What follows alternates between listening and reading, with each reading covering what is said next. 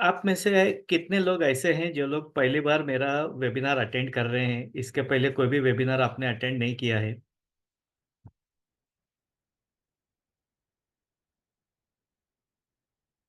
जो लोग first time है। Yes, okay. हिना जी पहली बार अटेंड कर रहे हैं। जो भी पहली बार अटेंड कर रहे हैं आप मी लिख सकते हैं। और जो रिपीटर हैं कोई और अटेंड किया हुआ है वो आर लिख सकते हैं। ओके, मोहम्मद जी पहली बार है, हिना जी पहली बार है, किरण जी पहली बार है। Right.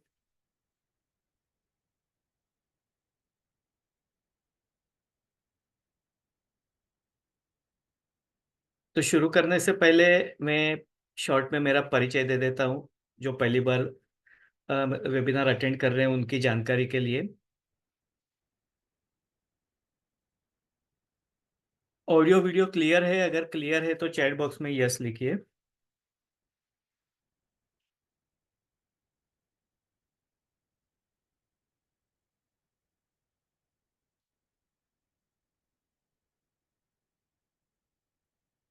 Okay, so thank you very much.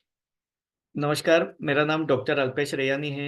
मैं डोंबिवली मुंबई से हूँ और पिछले 27 सालों से मैं अल्टरनेटिव थेरेपी प्रैक्टिस करता हूँ। मैं holistic healer, trainer, speaker, coach हूँ। और 27 सालों में मैंने हजारों पेशेंट्स ठीक किए हैं एक्यूपंक्चर, एक्यूप्रेशर और अल्टरनेटिव थेरेपी की मदद से।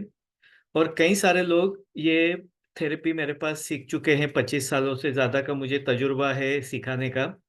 और हजारों लोग सेल्फ हीलिंग के लिए सीख चुके हैं। कई सारे लोग इसमें से ऐसे हैं कि जो लोग प्रोफेशनली भी प्रैक्टिस करते हैं, ये सीख करके दूसरे लोगों को सेवा दे रहे हैं, या तो फिर वो अपने खुद का हीलिंग सेंटर चला रहे हैं। किरण जी आप डोंबिवली से है ना? किरण सेठ।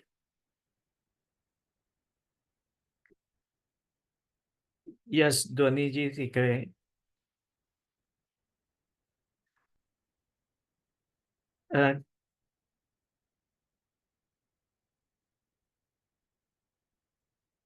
ओके, कांदिवली से है।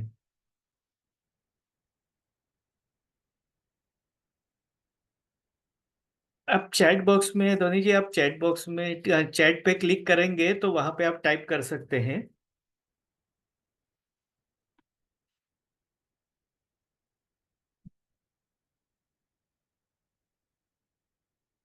आप में से कितने लोग ऐसे हैं जो लोग एक्यूप्रेशर के बारे में, वैसे तो अभी आजकल एक्यूप्रेशर ये कोई नया सब्जेक्ट रहा नहीं है, सभी लोगों को ऑलमोस्ट जानकारी है। लेकिन आप में से कितने लोग ऐसे हैं कि जो लोग acupressure as a therapist practice करते हैं, जो लोगों को ट्रीटमेंट देते हैं, कुछ सीखे हैं और लोगों को उसका फायदा दे रहे हैं? इट्स ओके धोनी जी, कोई बात नहीं। आप अगर चैट बॉक्स में नहीं क्लिक कर सकते भी कोई बात नहीं, उसका लिए कोई दिक्कत नहीं है। आप वेबिनार अटेंड करिए, आपको बहुत सारी जानकारी मिल जाएगी। राइट।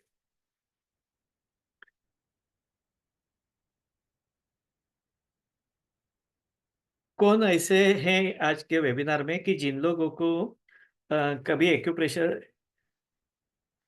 जय जिनेन्द्र उषा जी, एक्यूप्रेशर की ट्रीटमेंट देते हैं या कभी ट्रीटमेंट ली है, यानी एक्यूप्रेशर की जानकारी है, ऐसे कितने लोग हैं?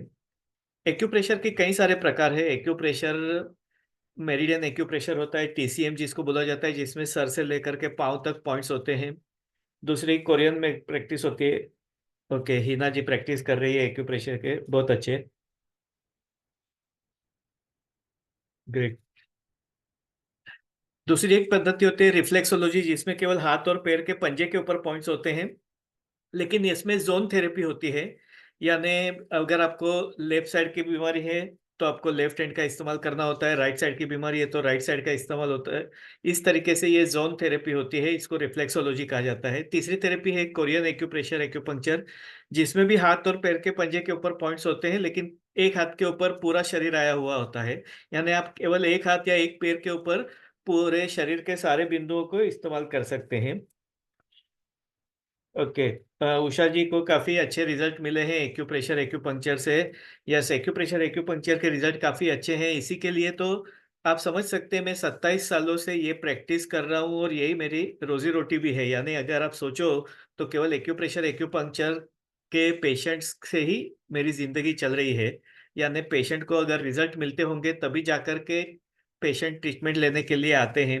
तो ऑफ़ कोर्स ये एक प्रूवन साइंस है, इसमें कोई शक नहीं है। सिर्फ़ लोगों को पूरी जानकारी नहीं है, लोगों को ऐसा लगता है कि ये केवल साइकोलॉजी है या तो केवल ट्रीटमेंट लेंगे तभी तक ही ठीक होता है, लेकिन ऐसा नहीं है। अगर आप प्रॉपर वे से सीख कर के अगर इसका इस्तेमाल करते हैं, तो आप इसके बहुत अच्छे रिज़ल्ट्स पा सकते हैं। तो अब हम देखेंगे आज पेन कम करने के लिए हम लोग कोरियन एक्यूप्रेशर का किस तरीके से इस्तेमाल कर सकते हैं, राइट? तो सब लोग रेडी है, एक्साइटेड है अब सीखने के लिए? अगर आप रेडी है तो चैट बॉक्स में आर लिखिए, तो हम आगे बढ़ते हैं।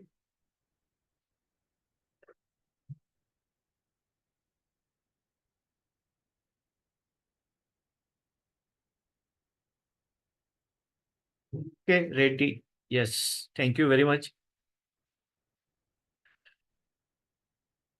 ये बीच-बीच में इंटरैक्शन होना ज़रूरी है क्योंकि ऑनलाइन में सामने का ऑडियंस अपना वीडियो बंद करके बैठते हैं, तो हमें पता नहीं चलता है कि सच में वो सुन रहे हैं या नहीं। या तो केवल मीटिंग जॉइन करके वो टीवी देख रहे हैं या मोबाइल पे व्हाट्सएप चेक कर रहे हैं, ये समझ में नहीं आता है। इसकी वजह से हमें बीच-बीच में लोगों का इंटरेक्शन जानने की ज़रूरत होती है। इसके लिए बीच-बीच में मैं आपको सवाल पूछते रहूँगा, आप चैट बॉक्स में उसके आंसर देते रहिए ताकि मुझे भी पता चले कि आप अटेंटिव हैं, मेरी बातें सुन रहे हैं। नहीं तो मैं बोलते रहूँगा और सामने सुनने वाला कोई नहीं है या बराबर सुन नहीं पा रहा है, तो मुझे भी पता नहीं चलेगा कि आप कितने इंटरैक्टिव है या अटेंटिव है, right? So thank you very much for your response.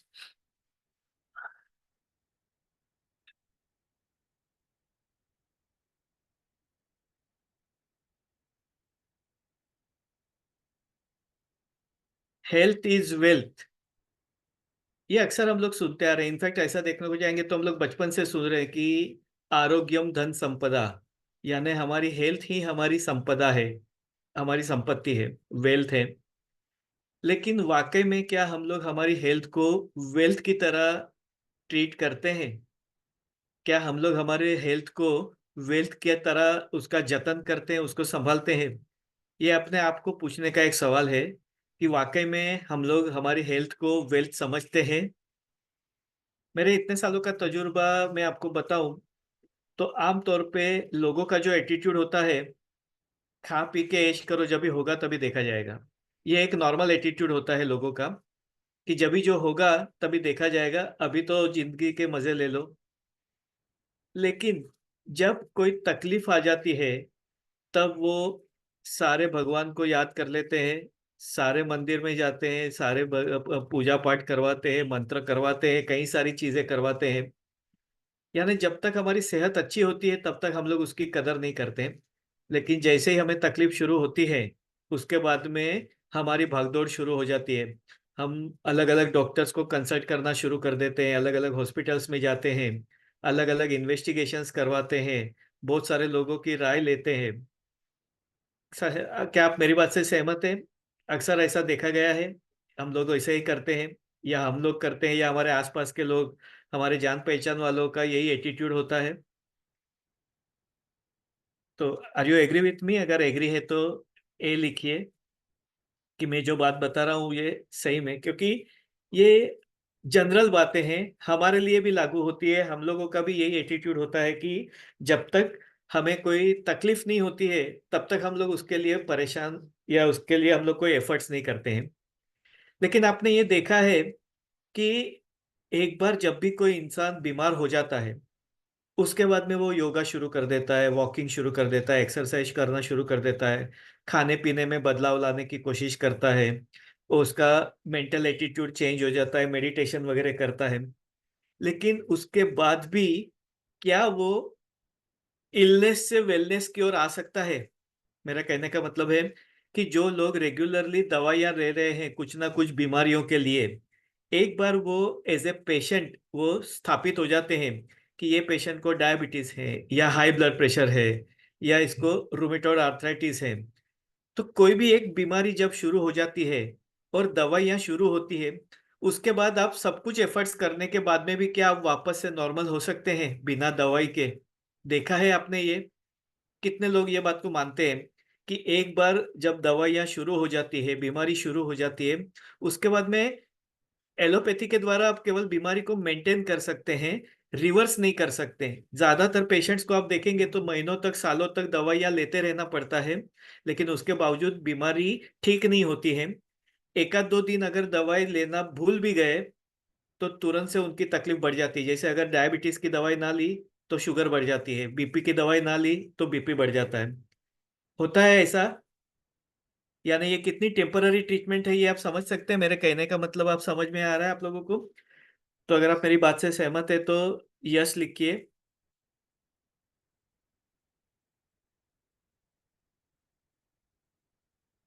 Right. तो अभी ऐसे में हमें क्या करना चाहिए? क्या हमें केवल दवाइयों के ऊपर डिपेंड रहना चाहिए, या हमें अपनी सेहत के बारे में खुद भी कुछ ख्याल करना चाहिए, कुछ सीखना चाहिए ऐसा कि जिसकी वजह से हमें दवाइयों की ज़रूरत कम से कम हो? आम तौर पे हम लोग देखते हैं कि कुछ लोग जो होते हैं, वो अक्सर दवाई लेते हैं, खास करके जॉइंट पेन के लिए, एसिडिटी वगैरह के लिए। लेकिन लॉन्ग टर्म ये दवाई लेने से फिर किडनी और लीवर को नुकसान होने की संभावना है। और आजकल हम लोग देखते हैं कि हेल्थ सेक्टर जो है, खास करके जो हॉस्पिटल्स वगैरह है, इतने महंगे हो चुके हैं कि मिडिल क्लास के पहुंच के बाहर है। मैं आपको गए हफ्ते का एक किस्सा सुनाता हूँ। मंडे की बात है, मैं क्लिनिक में जा रहा था तो रास्ते में मुझे एक फैमिली मिल गया। मैं बोला, सुबह सुबह में आप कहाँ से आ रहे हैं? तो बोला, हम लोग अभी हॉस्पिटल से डिस्चार्ज लेकर के आ रहे हैं। बोला, क्या हो गया? तो बोला, ये मेरा लड़का है, वो करीबन 28-30 साल का लड़का है। तो उसको संडे के दिन बुखार आया था। तो बुक संडे के दिन डॉक्टर्स अवेलेबल नहीं थे, तो वो हॉस्पिटल में गए। जो हॉस्पिटल में वो पेशेंट को एडमिट कर दिया उसको कि आपको बुखार है, और आपके सारे इन्वेस्टिगेशंस कराने पड़ेंगे, तो आपको हॉस्पिटल में एडमिट करना ज़रूरी है। अभी संडे था और कोई डॉक्टर अवेलेबल नहीं थे और इन्होंने डरा दिया, तो वो एडमिट हो गए। 24 घंटे के बाद में उनके सारे रिपोर्ट्स वगैरह नॉर्मल आए, बुखार भी उतर गया। फिर इन्होंने forcefully against medical advice discharge ले लिया। लेकिन एक दिन का उनका हॉस्पिटल का बिल आया 20,000, जिसमें दवाइयाँ और लेबोरेटरी इन्वेस्टिगेशंस और हॉस्पिटल का खर्चा। यानी एक ही दिन में, केवल एक दिन के बुखार में 20,000 रुपए का खर्चा लग गया। मैंने उनको बताया कि आप एक दिन राह नहीं देख सकते। बुखार कोई भी आता है तो 2-3 दिन उतर चढ़ करता है, और बारिश का मौसम है तो ये वायरल फीवर होता है। तो एक दिन तो आपको राह देखनी चाहिए। अगर एक आध दिन अगर आप थोड़ा ऑर्डिनरी टैबलेट्स खा करके, थोड़ा स्पंजिंग वगैरह करके, अगर डॉक्टर अवेलेबल नहीं भी है, तो उसमें इतनी कोई बड़ी बात नहीं है, क्योंकि ये ऑर्डिनरी फीवर है, इतना ज़्यादा नहीं है कि आपको इतनी भागदौड़ करनी पड़े। लेकिन पेशेंट जब एंशियस होते हैं और ज़्यादा दूर की नहीं सोचते, तो वो एक ही दिन में वो लड़के का पगार है 20,000 रुपया, एक ही महीने का पगार पूरा उसका एक दिन में साफ हो गया। तो आजकल मेडिकल एक्सपेंसेस इतने महंगे हो रहे हैं, तो हमें ज़रूरत है कि हमें ऐसी कुछ थेरेपी सीखनी चाहिए जो हम अपने आप कर सकें, और जिसकी मदद से हम कुछ बीमारियों को कंट्रोल कर सकें, कुछ दवाइयों का इस्तेमाल कम कर सकें और साइड इफ़ेक्ट से बचें। तो आप लोग सब लोग एग्री है इस बात को, रेडी है ये सीखने के लिए कि ये कितने ज़रूरी है? ये हम भले डीप में ना जाए, लेकिन एटलीस्ट हमें थोड़ी बहुत जानकारी होनी चाहिए, क्योंकि हमारी रोज़मर्रा की ज़िंदगी में कोई ना कोई हेल्थ कंडीशन में तकलीफ आती है हेल्थ में। तो बार-बार दवाइयों की ज़रूरत पड़ती हो, तो अगर हम थोड़ा बहुत सीख लेते हैं, तो हम आत्मनिर्भर हो सकते हैं। यानी आत्मनिर्भर हमें केवल आर्थिक रूप से नहीं होना है, हेल्थ के मामले में भी हमें आत्मनिर्भर होना ज़रूरी है, राइट? तो हमारे सेल्फ हीलिंग जर्नी हम आगे बढ़ाते हैं, और आप सभी लोगों का मैं धन्यवाद देता हूँ कि आप लोगों ने खुद सीखने की ये जो लगन है आपकी, कि संडे का छुट्टी होने के बावजूद भी आप शिद्दत से ये सीखने के लिए आप बैठे हैं। तो आप सभी लोगों का बहुत-बहुत शुक्रिया। तो अभी आप शुरू करेंगे सेल्फ हीलिंग थेरेपी, यानी दर्द कम करने के लिए कैसे हम इसका इस्तेमाल कर सकते हैं। ऐसा कहा जाता है कि हमारी सेहत जो है वो हमारे हाथों में होती है। आप देखते हैं कि कितने सारे लोग दवाइयाँ ले रहे हैं, महीनों से, सालों से, लेकिन उसके बावजूद भी पूरी तरीके से ठीक नहीं होते। क्यों? क्योंकि केवल दवाई आपको ठीक नहीं कर सकती। ठीक होने का 50% काम जो है वो आपको खुद को करना पड़ता है, जिसमें आपको कुछ फूड चेंजेस करने पड़ते हैं, यानी खाने पीने में बदलाव लाने पड़ते हैं। आपको उसके अलावा कुछ योगा एक्सरसाइज वगैरह करना पड़ता है। आपको मेडिटेशन वगैरह मेंटल रिलैक्सेशन करना पड़ता है। आपको कुछ एक्यूप्रेशर या ऐसी कोई एक्सटर्नल ट्रीटमेंट करनी पड़ती है। इन सब चीजों का अगर आप ध्यान रखते हैं, तभी जाकर के आपकी बीमारी पूरी तरीके से ठीक होती है। इसके लिए कई सारे लोग हमेशा दवाई ले रहे हैं, लेकिन फिर भी ठीक नहीं हो रहे। क्यों? क्योंकि उन्हें ऐसा लगता है कि केवल दवाई लेने से हम ठीक हो जाएंगे। लेकिन अगर ऐसा दवाई लेने से ठीक हो जाते होते तो सारे लोग ठीक हो जाने चाहिए थे, क्योंकि कई सारे लोग जो है वो महीनों तक सालों तक दवाइयां ले रहे हैं। राइट? तो केवल दवाई लेने से ठीक नहीं होता है, इसके लिए हमें खुद को भी कुछ एफर्ट्स करनी पड़ती है। आप सहमत हैं इस बात से कि यस, हमें हमारी हेल्थ हमारे हाथ में है up to certain limit? Definitely yes. हाँ, बाहर के परिवार जो भी परिबल है, जैसे अगर बहुत ज्यादा बारिश हो रही है और उसका मॉइस्चर की वजह से, ह्यूमिडिटी की वजह से, या एटमॉस्फेरिक चेंजेस की वजह से कुछ बीमारियां होती है। कुछ बीमारियां जो पॉल्यूशन की वजह से हो सकती है, कुछ बीमारियां कोई इंजुरी होने की वजह से है। तो ये सब बाहर के फैक्टर्स है जो हमारे हाथ में नहीं है। लेकिन जो चीज हमारे हाथ में है, ऐसे ही अगर हम एफर्ट्स करेंगे तो 50% हम ये एफर्ट्स करके हमारी बीमारी को कंट्रोल में ला सकते हैं। राइट? एग्रीड। अब तो आगे बढ़ते हैं हम। अब हमें ये क्यों सीखना चाहिए? तो जैसे मैंने बताया कि आजकल मेडिकल एक्सपेंसेस बढ़ते जा रहे हैं। उसके अलावा एलोपैथी दवाइयों का ये जो साइड इफेक्ट्स हैं, उसकी वजह से कई सारी बीमारियां हो रही हैं। आप देख सकते हैं कि पहले, कुछ सालों पहले, यानी 20-25 साल पहले, इतने सारे हॉस्पिटल्स नहीं हुआ करते थे, इतने सारे लेबोरेटरी इन्वेस्टिगेशंस नहीं हुआ करते थे, और हाई हाईटेक लेबोरेटरी इन्वेस्टिगेशंस नहीं होते थे, हाई मल्टी स्पेशलिटी हॉस्पिटल्स नहीं होते थे, सुपर स्पेशलिटी डॉक्टर्स नहीं हुआ करते थे, लेकिन बीमारियां कम थी। आजकल फैसिलिटी बढ़ रही है, लेकिन बीमारियां उससे ज्यादा रफ्तार से बढ़ रही है। पहले जो बीमारियों के नाम पहले नहीं सुने थे, फिर वो डेंगू हो या चिकनगुनिया हो या स्वाइन फ्लू हो या कोरोना हो, तो ये जो बीमारियों का नाम हमने सुना नहीं था, वो भी बीमारियां अभी सुनने में आ रही है। जबकि अगर हॉस्पिटल बड़े बड़े हो रहे हैं, एम्स फोर्टिस के जैसे, डॉक्टर्स अभी सुपर स्पेशलिटी डॉक्टर्स होते हैं, जो लोग केवल एक चीज के ऊपर फोकस करते तो केवल उसके ही स्पेशलिस्ट होते हैं। इतने सारे हाईटेक लेबोरेटरी इन्वेस्टिगेशन है। पहले सिर्फ एक्सरे और ब्लड चेकिंग हुआ करता था, अभी तो सोनोग्राफी है, सीटी स्कैन है, एमआरआई है, ईईजी है, कितने सारे हाईटेक इन्वेस्टिगेशन है।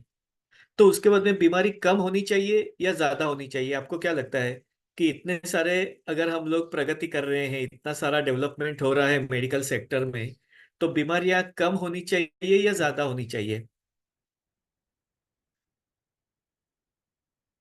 यस। राइट। तो बीमारियां कम होनी चाहिए, मानते हैं इस बात को? लेकिन वास्तव परिस्थिति क्या है? बीमारियां कम हो रही हैं या बढ़ रही हैं?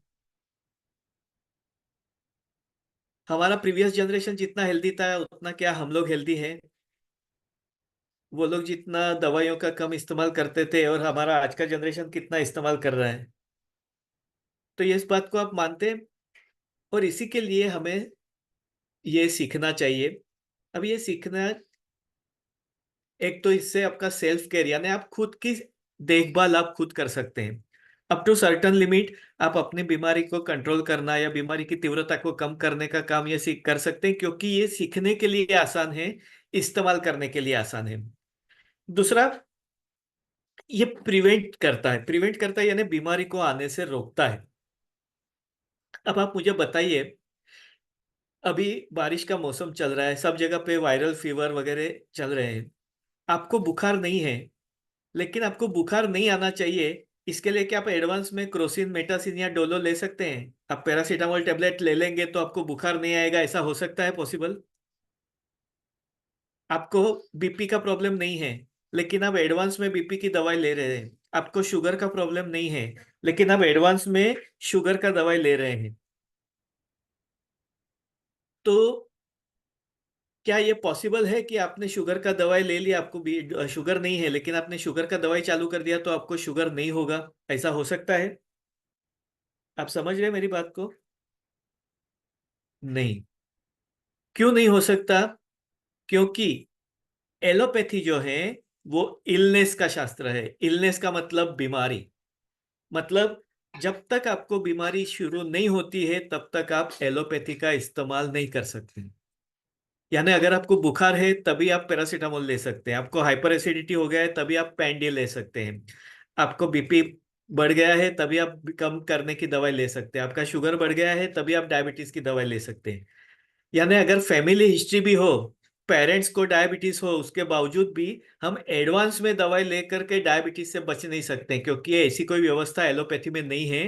क्योंकि ये बीमारी आने के बाद शुरू होता है। इसको इलनेस का शास्त्र कहते हैं। जबकि एक्यूप्रेशर और अल्टरनेटिव थेरेपी है, ये वेलनेस का शास्त्र है। वेलनेस का मतलब क्या होता है? अगर आपको बीमारी है तो उसका रिपेयरिंग करने के लिए या उसका मेंटेनेंस करने के लिए या उसको कम करने के लिए आप ये इलाज कर सकते हैं। दूसरा, अगर आपको बीमारी नहीं है लेकिन आप हेल्दी रहना चाहते हैं, तब भी आप इसका इस्तेमाल कर सकते हैं।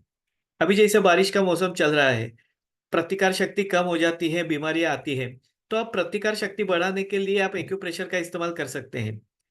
आपको एलर्जिक प्रॉब्लम है तो आप एलर्जी कम करने के लिए एडवांस में आप एपिसोड्स ना आए, इसके लिए आप एक्यूप्रेशर कर सकते हैं। अगर आपको माइग्रेन की शिकायत है, अभी सरदर्द नहीं हो रहा है लेकिन सरदर्द नहीं होना चाहिए, उसके लिए आप इसका इस्तेमाल कर सकते हैं। यानी ये थेरेपी प्रिवेंशन के लिए काम में आती है। यानी इसकी मदद से आप दवाइयों की जरूरत कम कर सकते हैं, इसकी मदद से आप बीमारी से बच सकते हैं या बीमारी की तीव्रता कम कर सकते हैं। तो ये काफी महत्वपूर्ण है प्रिवेंशन के लिए। यानी सयाना इंसान वही है कि जो अ, पानी आने से पहले ही डैम बना ले, ऐसा कहा जाता है। यानी अगर सपोज जब भी आग लगे और उसके बाद कुआं खोदना, ये कोई सयानापन नहीं है। लेकिन पहले से कुआं तैयार रखो तो अगर आग लगेगी तो तुरंत से हम पानी डाल सकेंगे। तो हमें पहले ही स्टेप लेना जरूरी होता है। तो प्रिवेंशन के लिए ये थेरेपी काम में आती है। ये थेरेपी वेलनेस के लिए काम है। Yes, prevention is better than cure. Yes, ये हमेशा हम लोग सुनते हैं कि prevention is better than cure, लेकिन हम उतना सीरियसली उसको लेते नहीं है। जब भी होगा तभी देखा जाएगा, ये हमारा एटीट्यूड होता है। तो ये वेलनेस का शास्त्र है। वेलनेस का मतलब है अगर आप हेल्दी हैं तो आप हेल्थ मेंटेन करने के लिए इसका इस्तेमाल कर सकते हैं। आप इसको इम्यूनिटी बढ़ाने के लिए इसका इस्तेमाल कर सकते हैं। आप इसका इस्तेमाल आपका जो भी एनर्जी इम्बैलेंस है उसको ठीक करने के लिए, डिटॉक्सिफिकेशन के लिए, मेंटल रिलैक्सेशन के लिए इसका इस्तेमाल कर सकते हैं। यानी आपकी सेहत अच्छी रहे, इसके लिए आप इसका इस्तेमाल कर सकते हैं। और अगर सेहत बिगड़ गई, अगर आपको कोई बीमारी आती है, तो बीमारी को दूर करने के लिए या उसको दुरुस्त करके आपकी बीमारी की तीव्रता कम करने के लिए भी आप इसका इस्तेमाल कर सकते हैं। क्लियर है यहाँ तक? अगर क्लियर है तो सी लिखिए, हम आगे बढ़ते हैं।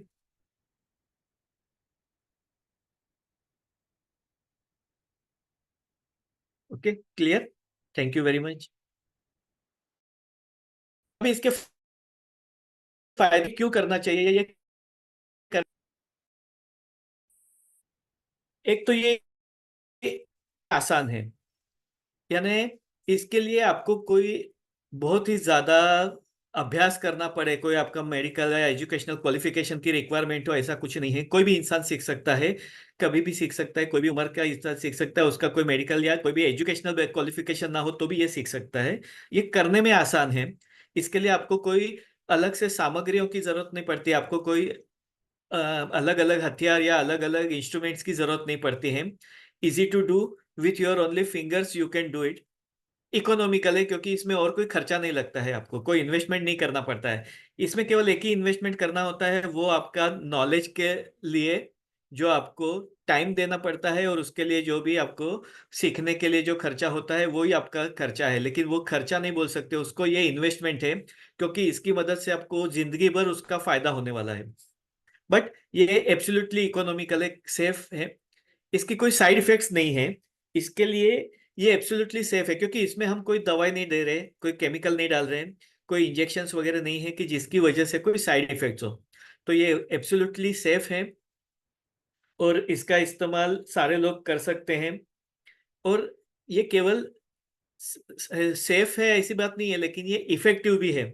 अभी उषा जी ने कहा कि उनको काफी अच्छा तजुर्बा है एक्यूपंक्चर एक्यूप्रेशर का। कई सारे लोग हैं जिन लोगों को बीमारियों में इससे बहुत बड़े फायदे हुए हैं। डॉक्टर्स ने जिनको सर्जरी रिकमेंड की हो, ऐसे पेशेंट्स इससे ठीक हुए हैं।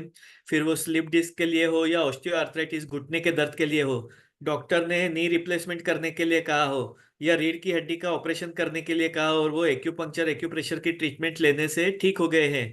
ऐसे तो हजारों केसेस हैं, और ये साइंटिफिकली प्रूवन है। ऐसी बात नहीं है कि ये केवल मैं बात कर रहा हूँ, ये साइंटिफिकली प्रूफ है। और उसके कई सारे आर्टिकल्स आपको मिलेंगे। डब्ल्यूएचओ ने भी ये थेरेपी को परमिशन दी है, कई सारी बीमारियों में इसका फायदा होता है। यानी ये कोई ऐसी थेरेपी नहीं है कि जो साइकोलॉजिकल है, केवल आप कुछ दबाते हैं और आपको अच्छा लगता है, ऐसा नहीं है। उसमें वाकई में अंदर से शारीरिक बदलाव होते हैं, और वो केमिकल चेंजेस आप ब्लड चेकिंग करके भी चेक कर सकते हैं। हम आगे देखेंगे। ओके, आगे बढ़े हम।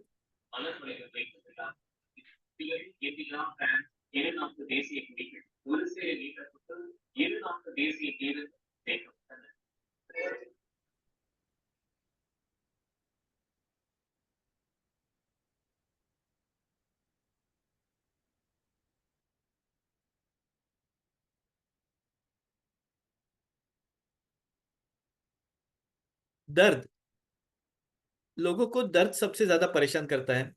मैंने देखा है कई सारे लोग होते हैं जिनको कई महीनों से कई सालों से कॉन्स्टिपेशन की शिकायत है, लेकिन वो उसके लिए उतना ज्यादा चिंतित नहीं होते। बार बार एसिडिटी हो जाती है, डकार आते हैं, लेकिन उसके लिए वो चिंतित नहीं है। कई सारी ऐसी बीमारियां हैं कि जो बाहर से दिखाई नहीं देती है, लेकिन तकलीफ हो रही है, उनको भी पता है कि तकलीफ है, लेकिन वो उसके लिए उतना चिंतित नहीं है। लेकिन दर्द जब भी होता है तो हम तुरंत से प्रयत्न करना शुरू कर देते हैं दर्द को कम करने के लिए। ये जो पेन है, ये सभी लोगों को परेशान करता है। अ, अगर आपकी इजाजत हो तो मैं मेरा एक्सपीरियंस शेयर करना चाहूंगा दर्द के बारे में, और किस तरीके से मैं ये फील्ड में आया। तो वो इंसिडेंट आपसे शेयर करना चाहूंगा, अगर आपकी परमिशन हो तो यस लिखिए। तो मैं मेरा एक्सपीरियंस शेयर करता हूँ आप लोगों के साथ में। यस, थैंक यू इना जी। ओके, मैं जो आपको बता रहा हूँ, मैं किस तरीके से ये फील्ड में आया। ऑलरेडी मैं डॉक्टर बनने के बाद मैं एलोपैथी प्रैक्टिस कर रहा था, लेकिन मैं उससे सेटिस्फाइड नहीं था, मुझे कुछ और सीखना था, कुछ और करना था। तो मैंने एक्यूपंक्चर के कुछ केसेस देखे। हमारे यहाँ पे मेडिकल कैंप था, तो उसमें मैंने देखे कि एक्यूपंक्चर एक्यूप्रेशर की मदद से अ, जो मेंटली रिटार्डेड बच्चे होते हैं उनमें भी काफी बदलाव आना शुरू हो गया था। कितने सारे बच्चे जिन लोगों को जो जन्म से गूंगे बहरे थे, एक्यूपंक्चर ट्रीटमेंट के बाद में उनमें बदलाव आना शुरू हुआ था। तो ये जब भी मैंने देखा, तो मुझे काफी इंटरेस्ट हुआ कि ये सच में वाकई में कोई ऐसा साइंस है कि जो डेफिनेटली काम में आता है।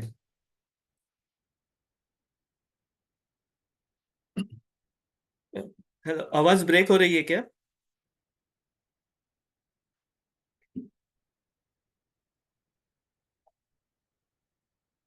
हेलो।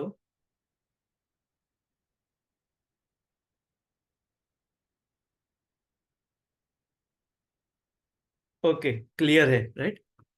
तो हो सकता है जहाँ पे नेटवर्क का प्रॉब्लम है वहां पे आवाज ठीक से सुनाई ना दे रही हो।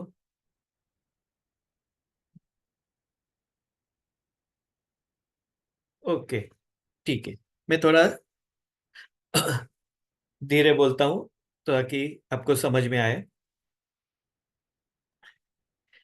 तो मैंने एक्यूपंक्चर एक्यूप्रेशर सीखा था, तो मुझे काफी इंटरेस्टिंग लगा था, लेकिन फिर भी मुझे वो कॉन्फिडेंस नहीं था कि मुझे ये फुल टाइम प्रैक्टिस करनी है या इसका इस्तेमाल करना है। तो ये मैं बात बता रहा हूँ 95 जुलाई की, यानी ऑलमोस्ट 29 ईयर्स बैक। अभी जुलाई महीना चल रहा है, बस ये जुलाई की ही बात है। हमारा एक्यूपंक्चर का कोर्स कंप्लीट हुआ था 95 में। और कुछ दिनों के बाद में रात को जब पिताजी घर पे आए तो उन्होंने बताया कि मुझे दांत में बहुत दर्द हो रहा है, मुझे जल्दी से कोई गोली दे, पेन किलर दे, मुझे दांत का दर्द बर्दाश्त नहीं हो रहा है। तो मैंने कहा ठीक है, दवाई तो आपको देता हूँ, लेकिन दवाई लेने के लिए पहले आपको कुछ खाना पड़ेगा, क्योंकि पेन किलर हम खाली पेट पे नहीं देते। हमें पता है कि पेन किलर से एसिडिटी बढ़ती है, साइड इफेक्ट होते हैं।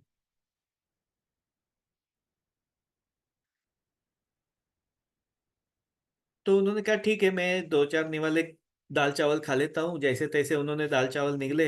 मैं जो बोले अभी दवाई दे दे। मैं बोला ठीक है, मैं आपको दवाई देने से पहले एक्यूपंक्चर ट्राई करना चाहूंगा। हमारे सर ने बताया कि एक्यूपंक्चर के जो पॉइंट्स हैं वो पेन किलर पॉइंट्स होते हैं उसमें कुछ, और ये पेन किलर पॉइंट्स की मदद से दर्द कम हो सकता है। तो उन्होंने बोला ठीक है, जो करना है वो कर, जल्दी कर। बोला ठीक है। तो मैंने उनको यहाँ पे एक्यूपंक्चर लगाया, ये उंगली और अंगूठे के बीच में, ये जहाँ पे जो LI4 पॉइंट होता है मेरिडियन का, ये पेन किलर पॉइंट है। ये जनरलाइज पेन किलर है, यानी कोई भी दर्द हो तो आप ये पॉइंट दे सकते हैं, ये ध्यान में रख सकते हैं आप। ये पेन किलर पॉइंट है। तो ये पॉइंट मैंने उनको दोनों हाथ में नीडल्स लगाई, क्योंकि तभी मेरे पास में केवल नीडल्स थी, मशीन नहीं था। तो मैंने नीडल्स लगाई और मैन्युअल स्टिमुलेशन किया। पहले के जमाने, ये 5,000 साल पुरानी थेरेपी है, तभी इलेक्ट्रिक करंट नहीं हुआ करते थे, तो तभी केवल नीडल्स लगा करके उसको हाथ से गोल कर घुमाना या ऊपर नीचे करना, जिससे स्टिमुलेशन मिले और इलेक्ट्रिक इंपल्स शुरू हो जाए। इस तरीके से इलाज किया जाता था। तो वही तरीके से, मेरे पास मशीन नहीं था, केवल नीडल्स थी, तो मैंने नीडल्स लगा के स्टिमुलेशन दिया। एक्यूपंक्चर का रिजल्ट आपको 20 मिनट्स में दिखना शुरू हो जाता है। तो नॉर्मली एक्यूपंक्चर 20 मिनट्स किया जाता है। ज्यादा टाइम भी रख सकते हैं, लेकिन मेजर रिजल्ट उसके 20 मिनट्स में आपको मिलने लगते हैं। तो उनको 20 मिनट एक्यूपंक्चर के पॉइंट्स लगाया, और एक पॉइंट यहाँ पे सर पे लगाया जो कि नींद के लिए होता है, रिलैक्सेशन के लिए होता है, क्योंकि दर्द की वजह से बेचैनी है और नींद ना आए, तो इसके हिसाब से मैंने नींद का एक पॉइंट लगा दिया।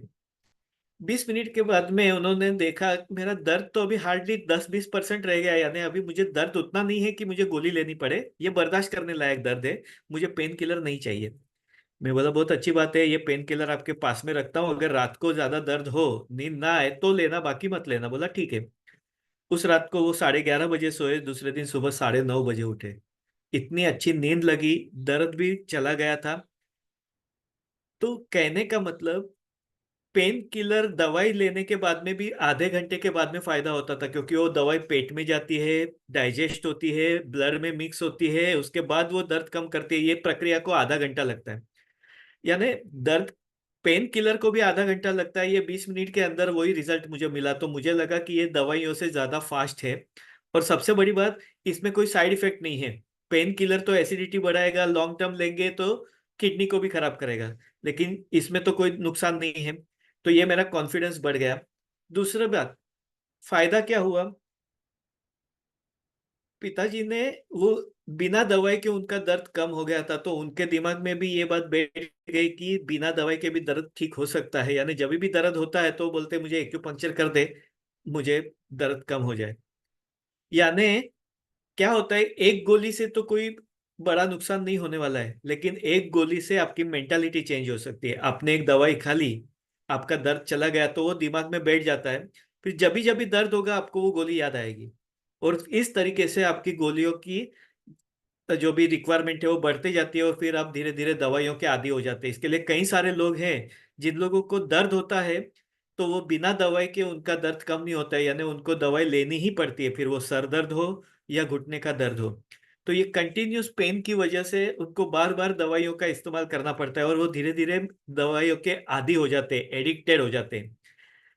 और इसके लिए आपने देखा होगा, मेडिसिन जहां पे बिकती है वो मेडिकल स्टोर में लिखा होता है केमिस्ट एंड ड्रगिस्ट, यानी ये जो दवाइयां हैं वो एज गुड एज ड्रग्स है। वो एक बार लेना शुरू करो, उसके बाद में आप उसको आसानी से छोड़ नहीं सकते हैं। तो ऐसे वक्त में हमें इसका जितना कम इस्तेमाल हो, ये कोशिश करनी चाहिए। तो ये जो इंसिडेंट था, इसकी वजह से मेरा कॉन्फिडेंस इतना बढ़ गया। मैं बोला मैंने ऑलरेडी कॉम्प्लिकेटेड केसेस तो देखे ही थे एक्यूपंक्चर से, लेकिन ये डे टू डे प्रॉब्लम में भी अगर एक्यूपंक्चर इतना अच्छा काम करता है, तो फिर मुझे इसमें ही आगे बढ़ना है। और उसके बाद में मैंने मेरा क्लिनिक एक्यूपंक्चर एक्यूप्रेशर के तौर पे चालू किया, और आज 27 सालों से ज़्यादा वक्त हो गया मैं एक्यूपंक्चर एक्यूप्रेशर से ही पेशेंट का इलाज ज़्यादातर करता हूँ। सपोर्टिव में दूसरी थेरेपीज होती है अल्टरनेटिव की, लेकिन मेजर जो है वो एक्यूपंक्चर एक्यूप्रेशर। और मैंने ऐसे कई सारे केसेस देखे हैं जहां पे डॉक्टर्स ने उनको सर्जरी करने के लिए कहा है, या तो कहा है कि इसका कोई इलाज नहीं हो सकता है। ऐसे पेशेंट भी एक्यूपंक्चर से ठीक हुए हैं। तो एक्यूप्रेशर एक्यूपंक्चर, और तब से मैं लोगों को सिखाने की कोशिश करता हूँ। तो एक कोविड के पहले से केवल ऑफलाइन होता था, तो जो डोंबिवली में मेरे क्लिनिक में में सिखाता था, तो वहां पे जितने लोग आ सकते थे वो सीख सकते थे। लेकिन ऑनलाइन का ये सबसे बड़ा फायदा है कि आप अपनी जगह पे, कोई मुंबई से बैठा है, कोई चेन्नई से है, कोई अलग अलग एरिया से है, और सीख सकते हैं अपनी सहूलियत पे। ये ऑनलाइन का सबसे बड़ा एडवांटेज है। अभी आपको मैं जो बताता हूँ वो पेन का, कि कैसे पेन कम होता है एक्यूपंक्चर एक्यूप्रेशर के द्वारा। तो पेन जो है, ये हमारे शरीर में इंडोर्फिन नाम का एक केमिकल होता है। ये हमारे शरीर का नेचुरल पेन किलर सब्सटेंस है। आपने महसूस किया होगा, कभी आप चलते हैं, चलते चलते अचानक से आपको ठोकर लग जाती है, या घुटना आपका पलंग के साथ में या कहीं और टकरा जाता है, और आपको इतना जोरों का दर्द होता है, आपको ऐसा लगता है हड्डी टूट गई। कभी कभी चक्कर भी आ जाते हैं। शाम तक आप भूल भी जाते हैं कि आपको सुबह में मार लगा था। होता है ऐसा कई बार।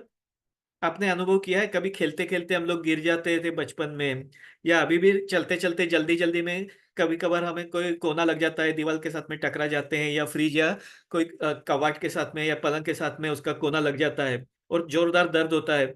हमें ऐसा लगता है हड्डी टूट गई। लेकिन शाम तक हम लोग भूल भी जाते हैं कि हमें सुबह ऐसा मार लगा था। महसूस किया है आप लोगों ने? अगर आपने कभी भी ये महसूस किया हो, ऐसा कुछ याद आता हो, तो यस लिखिए। मैं आपको उसका मैकेनिज्म बताता हूँ किस तरीके से ये होता है। यस।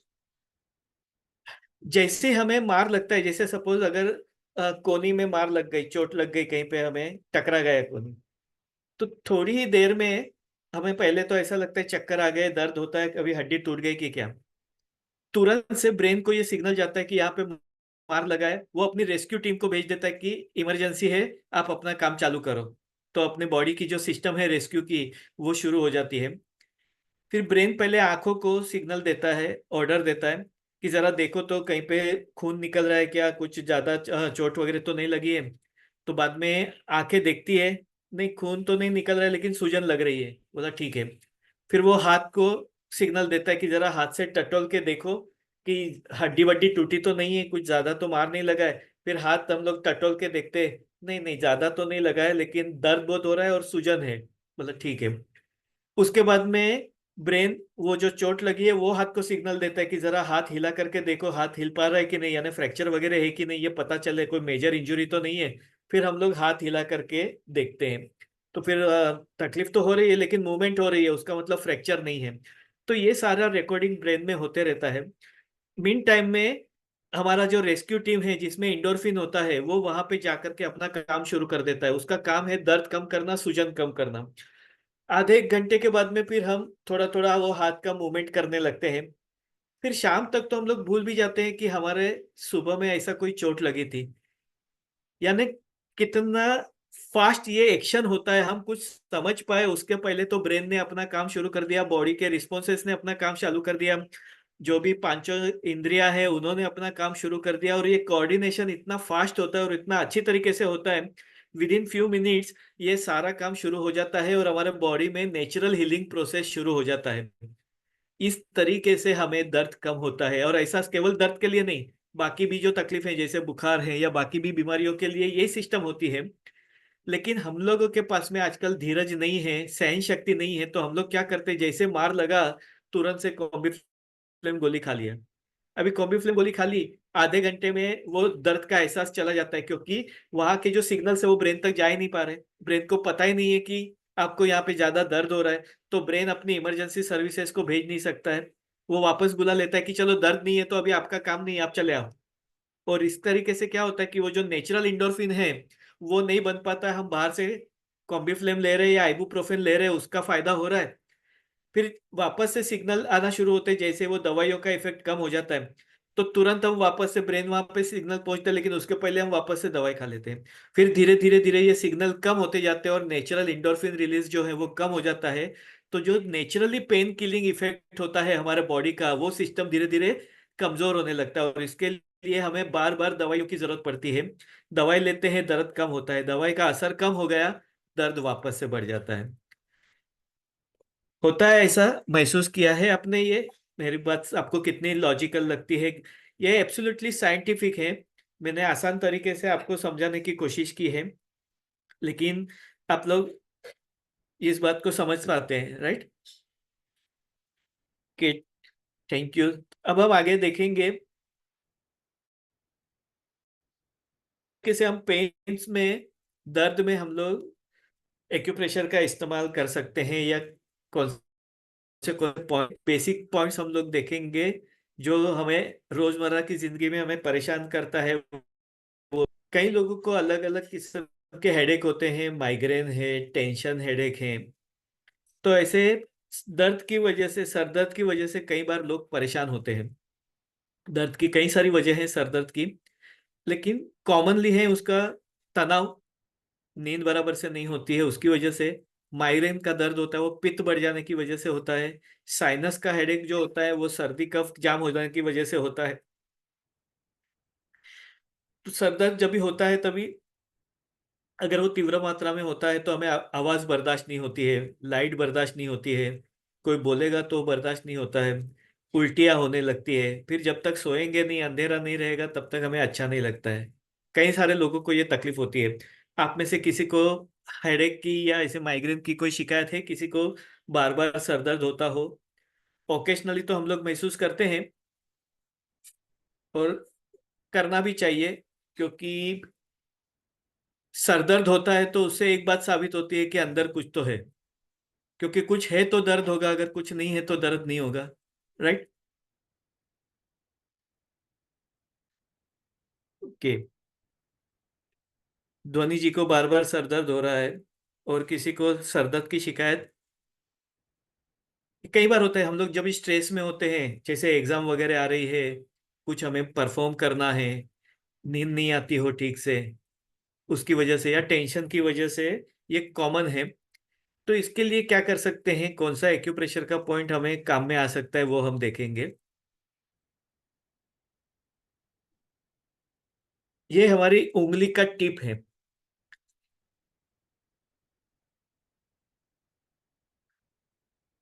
ये उंगली का जो टिप का एरिया है,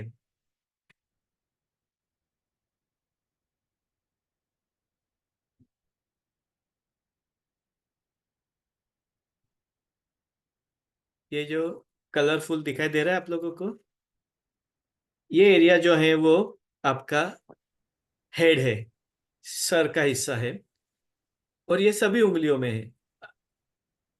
आप सारे फिंगर टिप्स को प्रेस कर सकते हैं, राइट?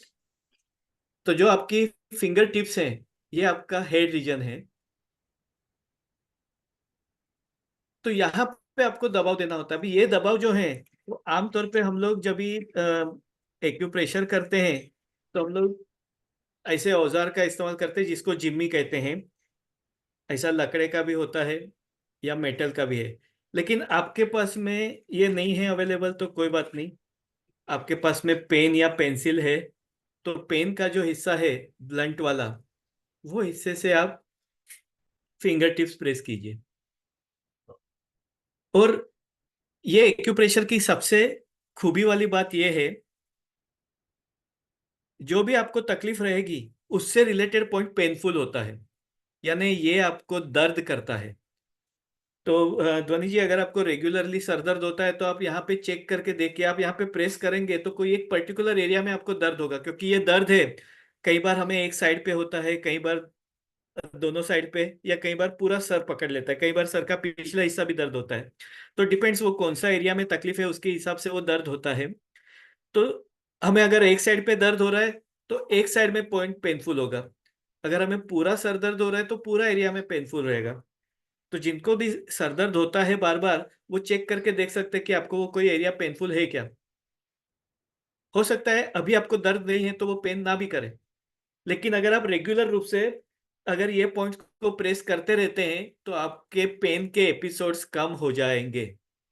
अगर सपोज, ये कैसे काम करता है, आज किया और कल आपको ठीक हो गया, ऐसा नहीं होने वाला है। ये धीरे धीरे से होगा। लेकिन किस तरीके से होगा? अगर सपोज पहले आपको 4 घंटे तक दर्द रहता था, जैसे जैसे आप रेगुलरली एक्यूप्रेशर कर रहे हैं, अभी वो 3 घंटे रहता है, 2 घंटा रहता है, फिर 1 घंटा रहता है, यानी धीरे धीरे धीरे उसका ड्यूरेशन कम होते जा रहा है। पहले आपको इतना दर्द होता था कि आपको टैबलेट खानी पड़ती थी, पेन किलर लेना पड़ता था। अभी आप रेगुलरली कर रहे हैं तो अभी आपको दर्द तो होता है, लेकिन आपको पेन किलर खाने की जरूरत नहीं पड़ रही है। यानी उसकी तीव्रता कम हो गई, उसकी इंटेंसिटी कम होते गई। पहले आपको हर हफ्ते में दर्द होता था, अभी आप रेगुलरली एक्यूप्रेशर कर रहे हैं, तो अभी ये 15 दिन में एक बार हो रहा है, महीने में एक बार हो रहा है, 3 महीने में एक बार। यानी 2 एपिसोड्स के बीच का अंतर बढ़ते जा रहा है, यानी उसके एपिसोड्स कम हो रहे हैं, उसकी फ्रीक्वेंसी कम हो रही है। यानी इससे इंटेंसिटी भी कम होती है, फ्रीक्वेंसी भी कम होती है, ड्यूरेशन भी कम होता है, और रेगुलर लेने से धीरे धीरे धीरे धीरे ये ठीक भी होने लगता है। तो जिनको भी सर दर्द की शिकायत है, तो वो ये पॉइंट नोट करे। ये पॉइंट ना ही एक उंगली में, सारी उंगलियों में, इनफैक्ट अंगूठे में भी है। तो आप सभी पॉइंट्स, अगर आपके पास में पेन नहीं है, आप टीवी देख रहे हैं, आप ट्रेन में बैठे हैं, ट्रैवलिंग कर रहे हैं, आप फ्री है, तो बैठे बैठे आप फिंगर टिप्स प्रेस करते रहिए, तो भी आपको उसका फायदा मिलेगा। लेकिन ये पॉइंट काफी छोटे होते हैं, क्योंकि आप देख सकते हैं हमारा सर का हिस्सा कितना बड़ा है और ये हिस्सा कितना छोटा है। तो पॉइंट काफी छोटा होगा, और इसके लिए हम लोग जिम्मी या तो इस तरीके से पेन या पेंसिल का इस्तेमाल करते हैं, ताकि वो छोटा से छोटा पॉइंट भी पकड़ में आए। हम उंगली से करेंगे तो हो सकता है हमें उतना पॉइंट पे महसूस ना हो, लेकिन जब हम पेन से करते हैं तो हमें दर्द महसूस होगा। तो जो हमें तकलीफ है, उससे जुड़ा हुआ पॉइंट वहां पे पेनफुल होगा, और वो पॉइंट दबाने से धीरे धीरे धीरे यहाँ का दर्द भी कम हो जाएगा। और वह जैसे जैसे सर दर्द कम होता है, आपका ये पॉइंट भी पेनफुल कम रहेगा, ये पॉइंट का दर्द भी कम हो जाएगा। यानी ये एक इंडिकेशन है, आपको जो तकलीफ है उससे जुड़ा हुआ पॉइंट अगर आप प्रेस करते हैं, तो आपको वो पेनफुल पॉइंट मिलता है। वो पॉइंट को रेगुलर दबाने से आपकी तकलीफ भी कम होती है, और जैसे आपकी तकलीफ कम होती है, ये पॉइंट का पेन भी कम होने लगता है। क्लियर है यहाँ तक? अगर क्लियर है तो यस लिखिए, तो हम आगे बढ़े।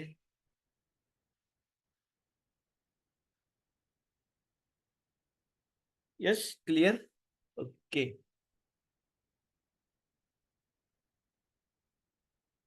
तो ये फिंगर टिप का एरिया है जो सर दर्द के लिए काम में आएगा। कोई भी किस्म का सर दर्द होगा, सर दर्द की कई सारी वजह है, तो हमें उसकी वजह भी देखना जरूरी है। कई बार बीपी बढ़ जाता है तो भी सर दर्द होता है, तो जब तक बीपी कम नहीं होगा तब तक वो सर दर्द कम नहीं होगा। लेकिन फिर भी हम ये पॉइंट्स दे करके उसकी तीव्रता कम कर सकते हैं, उसमें रिलीफ मिल ले सकते हैं। राइट। आजकल ये काफी कॉमन तकलीफ है, गर्दन का दर्द, सर्वाइकल स्पॉन्डिलिटिस। कई बार गर्दन अकड़ जाती है, जैसे हम लोग सुबह में उठते हैं, कई बार अगर तकिया बराबर ना हो, तो सुबह में उठते हैं तो गर्दन एकदम अकड़ गई, हमें पीछे देखने में तकलीफ होती है, पूरा शरीर घुमाना पड़ता है। आमतौर पे हम लोग आसानी से गर्दन घुमा सकते हैं, लेकिन अगर गर्दन अकड़ गई हो तो फिर हमें पीछे देखना हो तो काफी तकलीफ होती है। कई बार उठ के बैठने में चक्कर भी आते हैं। तो ये स्पॉन्डिलाइटिस, ये आजकल कॉमन तकलीफ है, और जिसकी वजह से वर्टिगो होता है कई बार।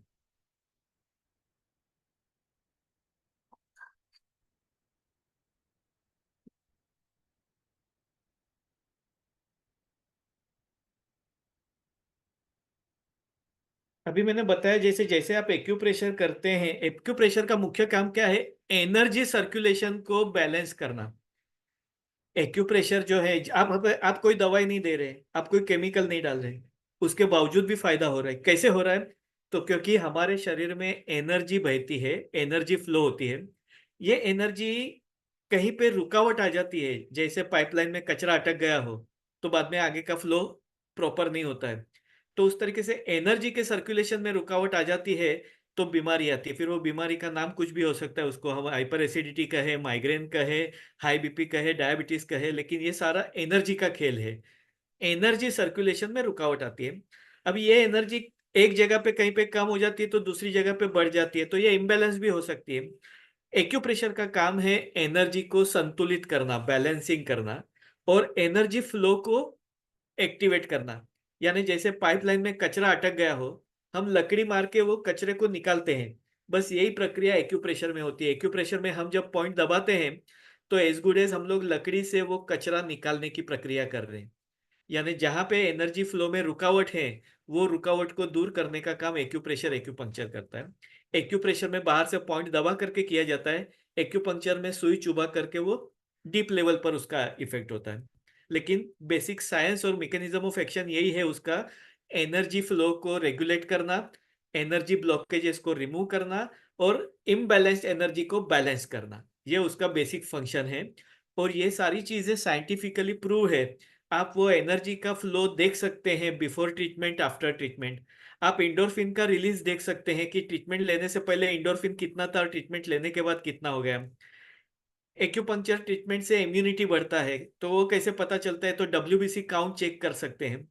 तो डब्ल्यूबीसी हमारे शरीर के सैनिक है, सोल्जर्स हैं। अगर वो बराबर से काम कर रहे हैं तो दुश्मन अटैक नहीं कर सकता। तो एक्यूप्रेशर एक्यूपंक्चर ट्रीटमेंट से ये पता कर सकते हैं आप डब्ल्यूबीसी काउंट बढ़ते हैं, जिसकी वजह से आपकी इम्यूनिटी स्ट्रांग होती है। इसके लिए जिन लोगों को बार बार टॉन्सिल्स की शिकायत होती है, साइनस की शिकायत होती है, जो बार बार बीमार होते हैं, बुखार आता है बार बार, इन्फेक्शंस हो जाते हैं, यूरिन इन्फेक्शन या बाकी भी इन्फेक्शंस, तो ये इम्यूनिटी की कमी है, प्रतिकार शक्ति की कमी है। तो वो प्रतिकार शक्ति बढ़ाने का काम एक्यूप्रेशर करता है। तो ये डब्ल्यूबीसी काउंट चेक करके कर सकते हैं।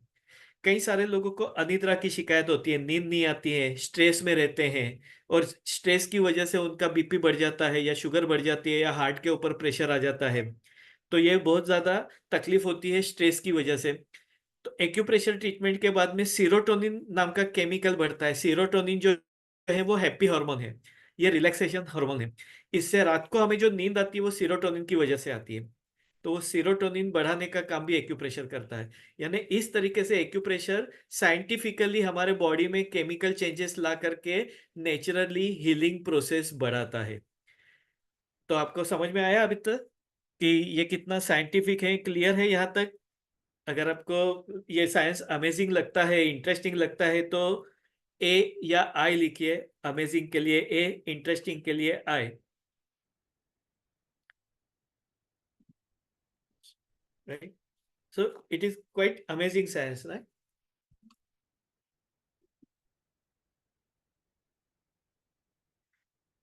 और इसी के लिए ये सीखना जरूरी है, राइट। धोनी जी, क्लियर हो गया आपका डाउट जो था वो?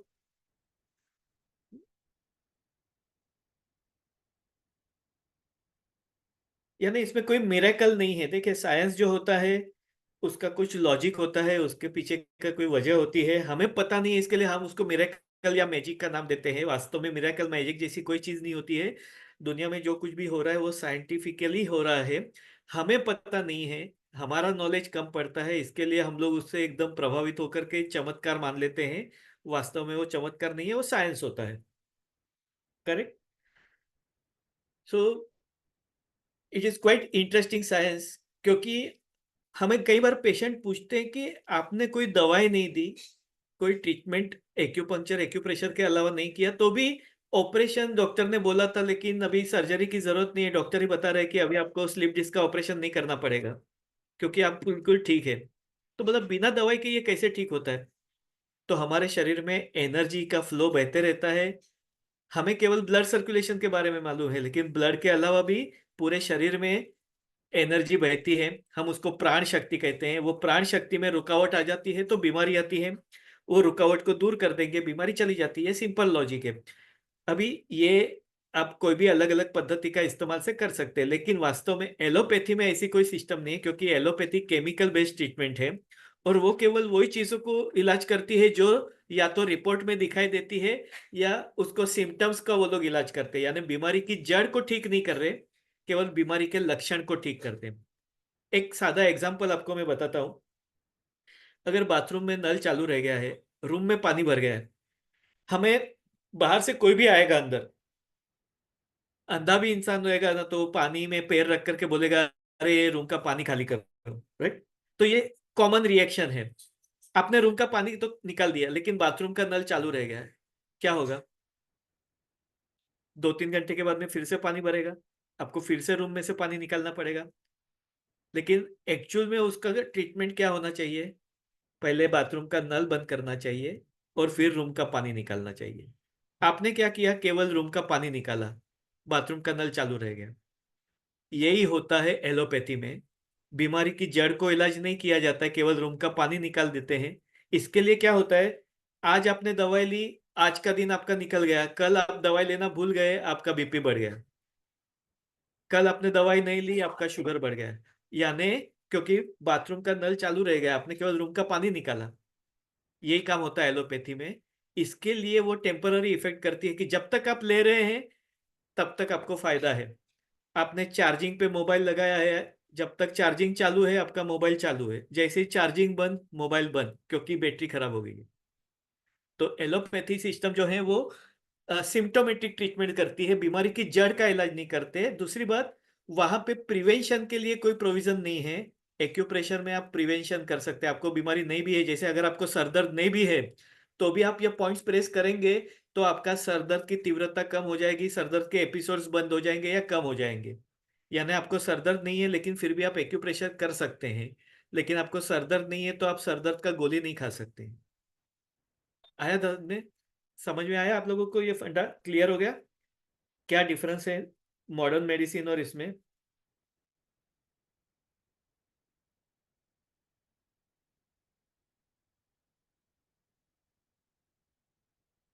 ठीक है।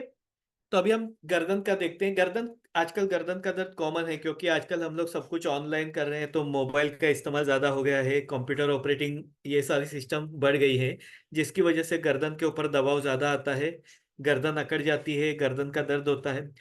पहले ऐसा कहा जाता क्या सर्वाइकल स्पॉन्डिलाइटिस ये डीजेनरेटिव चेंजेस है, फोर्टीज के बाद में होती है, या प्रोफेशनल हेजार्ड है, यानी टीचर्स को, टेलर्स को, कंप्यूटर ऑपरेटर्स को, इन लोगों को ज्यादातर होता था गर्दन की एक ही प्रकार की मूवमेंट की वजह से, जो ज्यादा ड्राइविंग करते हैं। लेकिन आजकल यंग एज के लोग आ रहे हैं मेरे पास, तो कई बार तो स्पॉन्डिलाइटिस के लिए ले, लेकिन फ्रीक्वेंटली नेक पेन और नेक स्टिफनेस के लिए कॉलेज के बच्चे आते हैं। क्यों? क्योंकि सारा काम मोबाइल के ऊपर है, कंटिन्यूस मोबाइल नीचे रख करके, झुक के, गर्दन झुका करके हम काम करते हैं, लिखने का काम करते हैं। गर्दन को बाकी की एक्सरसाइज नहीं मिलती है, जिसकी वजह से गर्दन अकड़ जाती है और उसकी वजह से तकलीफ होती है। तो ये आजकल बहुत ही कॉमन प्रॉब्लम है, गर्दन अकड़ना, गर्दन का दर्द। आपने देखा होगा कई सारे लोगों को कॉलर बेल्ट पहने हुए। ये बेल्ट जो है ये केवल आपके गर्दन को रेस्ट देता है, ताकि आप गर्दन की ज्यादा मूवमेंट ना कर सके, लेकिन इसकी मदद से आपका स्पॉन्डिलाइटिस ठीक नहीं होता है। क्यों? क्योंकि ये आपके गर्दन के मसल्स को स्ट्रेंथ देने का काम नहीं करता है। तो आपके गर्दन को स्ट्रेंथ देने का काम आपको एक्सरसाइज और बाकी की ट्रीटमेंट करेगी, लेकिन पट्टा जो है वो केवल आपको चक्कर वगैरह आ रहे हैं तो आपकी गर्दन की मूवमेंट ना हो उसके लिए काम में आता है। वो आपका मेंटेनेंस है, ट्रीटमेंट नहीं है। तो अगर किसी को भी, आप में से किसी को गर्दन दर्द का प्रॉब्लम है, ऐसे आजकल तो काफी कॉमनली देखा जाता है, आपको या आपके घर में किसी को या आपके नजदीकी लोगों में किसी को अगर सर्वाइकल स्पॉन्डिलाइटिस या गर्दन का प्रॉब्लम है तो यस लिखिए। तो उनके लिए ये काफी काम का बिंदु है जो मैं बताने वाला हूँ। यस। या ओके। इवन ये काफी कॉमन है हिना जी, खास करके ब्यूटिशियंस को। मैंने देखा है जो लोग ब्यूटी पार्लर वगैरह चलाते हैं और खास करके मेहंदी वगैरह करते हैं, तो एकदम से झुक करके घंटों तक उनको मेहंदी करनी पड़ती है। तो उन लोगों को ये प्रॉब्लम काफी कॉमनली देखे गए हैं। मेरे पास में कई सारे ब्यूटिशियंस आते हैं ट्रीटमेंट, खास करके शादी का सीजन खत्म होता है उसके बाद में उनका प्रॉब्लम बहुत ही ज्यादा हो जाता है, क्योंकि वहां पे कभी घंटों तक काम करना पड़ता है, हेयर स्टाइलिंग, बाद में मेहंदी, और ये सब चीजों की वजह से गर्दन कंटिन्यू झुकने की वजह से गर्दन के ऊपर तनाव आता है और दर्द होता है। यस, स्ट्रेस की वजह से, या कॉमन है ओवर थिंकिंग और स्ट्रेस। ये हिस्सा का ज्यादा इस्तेमाल करेंगे तो इसके ऊपर लोड बढ़ेगा, क्योंकि ये भारी, इसका ये पिलर है, उसका ये बेस है, ये बेस के ऊपर ये चल पड़ा है। इसका ज्यादा इस्तेमाल करेंगे तो इसके ऊपर लोड बढ़ेगा, तो ये दर्द कॉमन है, इसके लिए स्ट्रेस की वजह से ये कॉमनली देखा गया है। राइट, तो उसके लिए काफी महत्वपूर्ण बिंदु है। ये आपके नाखून के नीचे, उंगली के ऊपर जो जॉइंट होता, मैं आपको दिखाता हूँ। कोई भी उंगली है, आप ये जो उंगली आप जहाँ पे नाखून के नीचे जहाँ पे बैंड होता है पहला जॉइंट, वो जो जॉइंट है वो गर्दन का एरिया है। ये जो ग्रीन कलर आपको दिखाया है, यहाँ पे उंगली मूव होती है, ये जॉइंट है।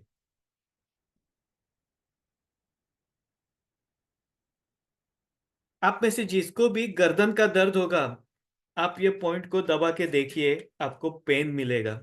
आप ये पॉइंट के ऊपर पेन या पेंसिल से इस तरीके से मसाज कर सकते हैं, रोटेट कर सकते हैं। आपको देखो, जिनको भी कई बार माइनर पेन होता है तो हमें महसूस भी नहीं होता है, यानी बहुत ज्यादा तकलीफ होती है तभी जाकर के हम उसके ऊपर ध्यान देते हैं, तब तक नहीं करते हैं।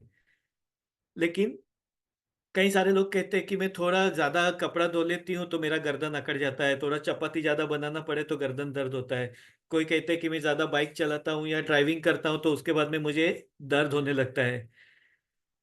तो ये कॉमन प्रॉब्लम है। कई बार बीच बीच में होता है तो हम उतना ज्यादा केयर नहीं करते, लेकिन अगर फ्रिक्वेंटली होने लगे या कंसिस्टेंटली रहे तभी जाकर के हमें तकलीफ होती है, या तब हम उसके ऊपर ध्यान देते हैं। तो ये गर्दन के लिए काफी इफेक्टिव है। ये सभी उंगली के लिए आएगा, नाखून के नीचे सभी उंगली के पास जो जॉइंट है पहला वाला, वो जॉइंट के ऊपर ये पॉइंट रहेगा, ये गर्दन के लिए। आप में से किसी को अगर गर्दन दर्द है तो अभी आप चेक करके देखिए आपको दर्द होता है कि नहीं। Is it painful? चेक करिए प्लीज, जिनको भी दर्द है तो।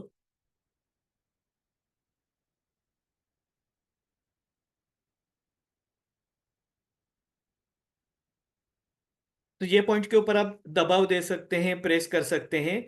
और एक आसान तरीका मैं आपको बताता हूँ इसको, तकलीफ को कम करने के लिए।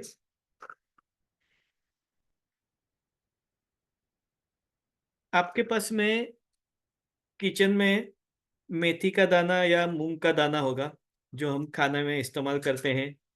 मेथी का दाना जो होता है वो हम कढ़ी वगैरह में तड़का लगाते वक्त में इस्तेमाल करते हैं।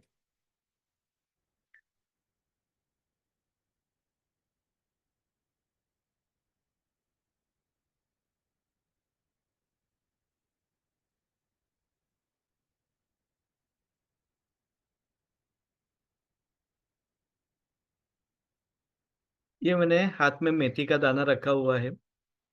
तो ये मेथी का दाना, नहीं तो आप मूंग का दाना इस्तेमाल कर सकते हैं।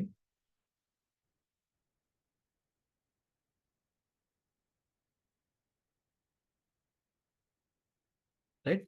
तो ये मेथी या मूंग का दाना, अब ये कैसे इस्तेमाल कर सकते हैं?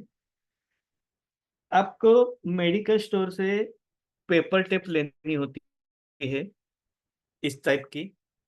ये टेप आसानी से मिल जाती है।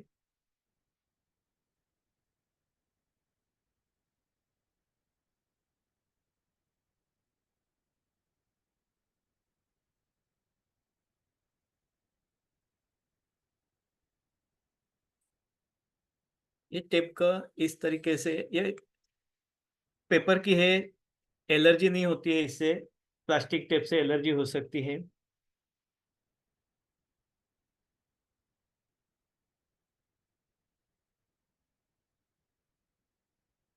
इस तरीके से आपने मेथी का दाना जो है वो टेप पे चिपका दिया, लगा दिया। अभी ये टेप को आप इस तरीके से,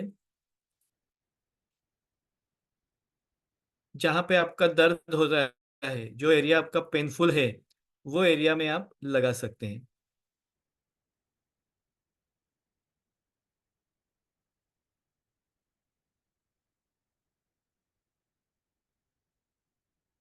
आपके ये उंगली पे दर्द हो रहा है, यानी आपने पॉइंट देखा है, वहां पे आपने पट्टी लगा दी।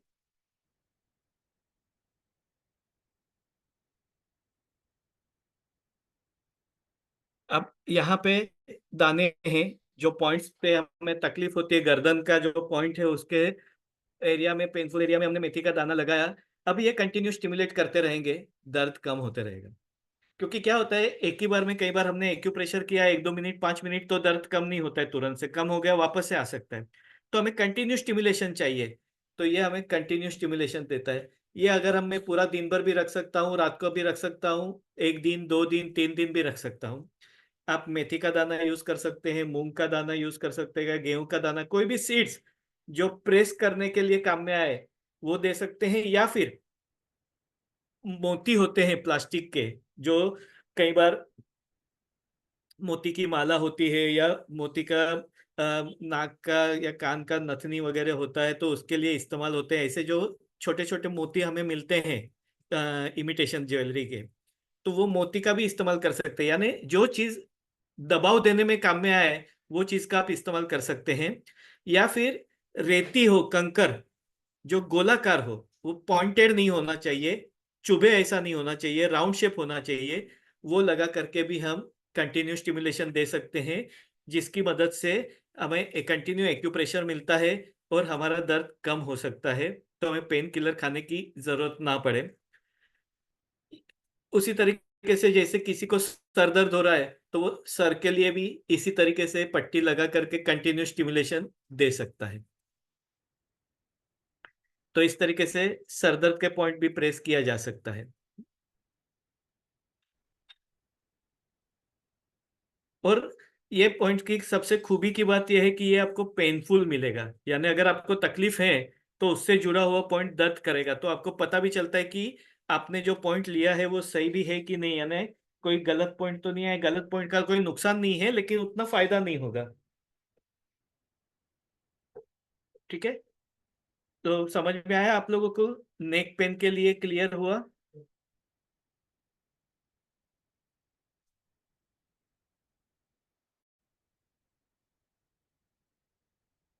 यस। तो जिन लोगों को भी गर्दन का दर्द होता है, जिनके घर में फैमिली मेंबर्स को, तो ये पॉइंट जरूर से ध्यान में रखें। और ना ही केवल खुद दे, लेकिन उनके रिलेटिव्स या उनके आपके जो फ्रेंड सर्कल है जिसको भी ये तकलीफ होती है, उनको आप साथ में आप ये शेयर करें, ताकि उसका भी भला हो, उसको भी दवाइयों की जरूरत कम पड़े, पेन किलर की रिक्वायरमेंट कम हो जाए। क्लियर है यहाँ तक?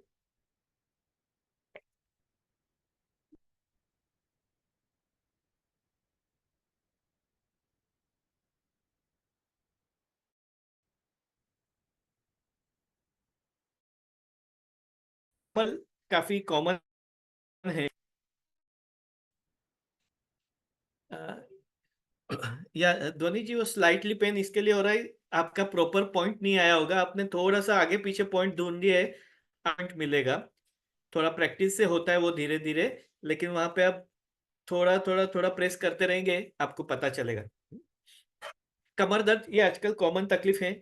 बहुत घंटों तक बैठना पड़ता है, या आगे झुकने का या वजन उठाने का काम हो, उनके लिए होता है। खास करके जो टेबल चेयर पे कंटिन्यू बैठते हैं, कंप्यूटर ऑपरेटिंग कई घंटों तक करते हैं, और खास करके नरम सरफेस पर बैठते हैं और पीछे सपोर्ट ना हो, आगे झुक करके करना पड़े काम, तो उसकी वजह से फिर कमर दर्द ये कॉमन शिकायत है। तो जिनको भी कमर दर्द होता है उनके लिए, उसके अलावा कमर दर्द जो है वो लंबर स्पॉन्डिलाइटिस की वजह से, जैसे गर्दन का होता है उसको सर्वाइकल स्पॉन्डिलाइटिस कहते हैं, कमर का जो है उसको लंबर स्पॉन्डिलाइटिस कहते हैं।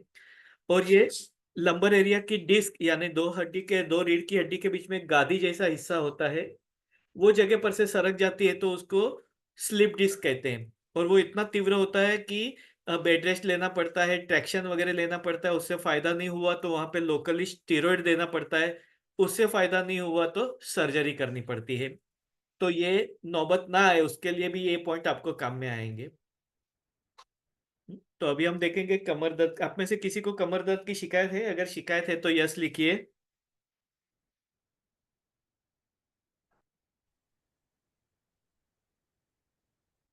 है किसी को बैक पेन? फीमेल्स में काफी कॉमन होता है, क्योंकि उठ बैठ करने का काम ज्यादा होता है, आगे झुकना है, झुक करके काम करना है, तो कमर पकड़ जाती है। यस। या तो जिनको भी कमर दर्द की शिकायत है उसके लिए ये खास ध्यान में रखिए, और जरूरी नहीं है कि आपको नहीं है तो आपको ध्यान नहीं देना है। या अगर नेक गर्दन अकड़ जाती है तो अभी जो बताया वो पॉइंट आप रेगुलरली कर सकते हैं। तो जिनको भी कमर दर्द है उसके लिए, आपकी उंगली का ये जो नीचे का हिस्सा है, ये सारा कमर का एरिया है, लोअर बैक एरिया। तो जो कलर से आपको दिखाया गया है, ये आपको कमर दर्द के लिए काम में आएगा, ये एरिया। यहाँ पे आपको कमर का दर्द कम हो जाएगा।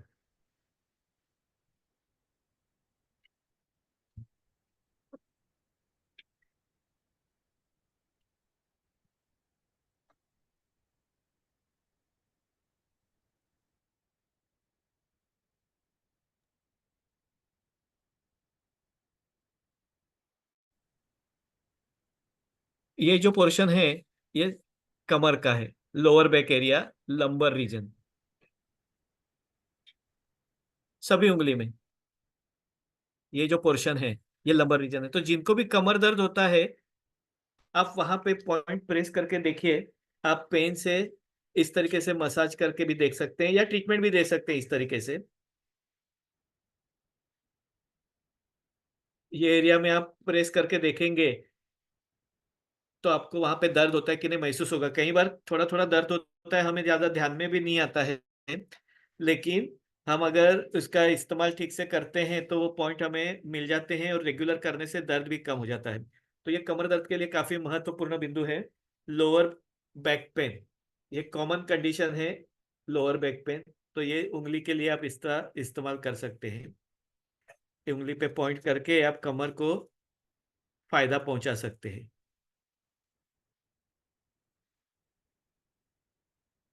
क्लियर हुआ कमर की शिकायत के लिए आपको?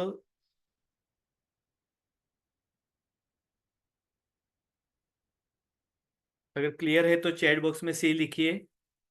Right, okay, thank you Hina जी।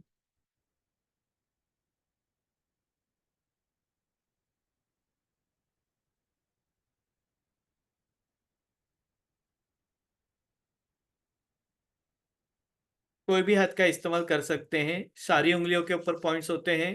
तो आप कोई भी एक उंगली का या सारी उंगलियों का या दोनों हाथ का भी इस्तेमाल कर सकते हैं। राइट। घुटनों का दर्द ये काफी कॉमन कंडीशन है। डिजेनरेटिव चेंजेस होता है उम्र के हिसाब से, दो हड्डी के बीच में तेल कम हो जाने की वजह से हड्डियां एक दूसरे के ऊपर घिसती है। हम लोग कहते हैं तेल कम हो गया, हड्डी घिस रही है, ये कॉमन वर्ड्स यूज किए जाते हैं। डॉक्टर कहते हैं कि आपका डिजेनरेटिव चेंजेस हो रहा है, कार्टिलेज घिस गया है, गादी घिस गई है, आपको नी रिप्लेसमेंट करना पड़ेगा। तो ये कॉमन प्रॉब्लम है, खास करके ज्यादा सीढ़ी चढ़ उतर करने की वजह से ये होता है, या वो एरिया कमजोर हो तो उसकी वजह से भी हो सकता है। तो नी जॉइंट पेन या आर्थराइटिस, इसके लिए आपकी उंगली का ये जो जॉइंट है, ऊपर का जॉइंट गर्दन का देखा था, नीचे का जॉइंट जो है उसको दोनों साइड पे घुटनों के दर्द के लिए काम में आएगा। आपको डायग्राम में भी क्लियर दिखाई दे रहा होगा।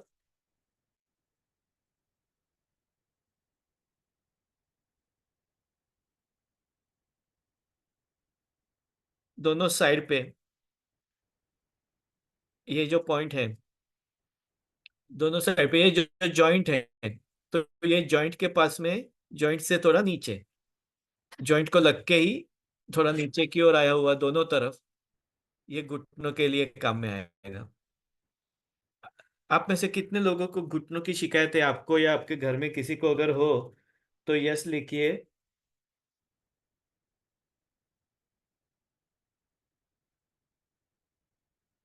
ये नी एरिया पता चला आपको, घुटने का दर्द?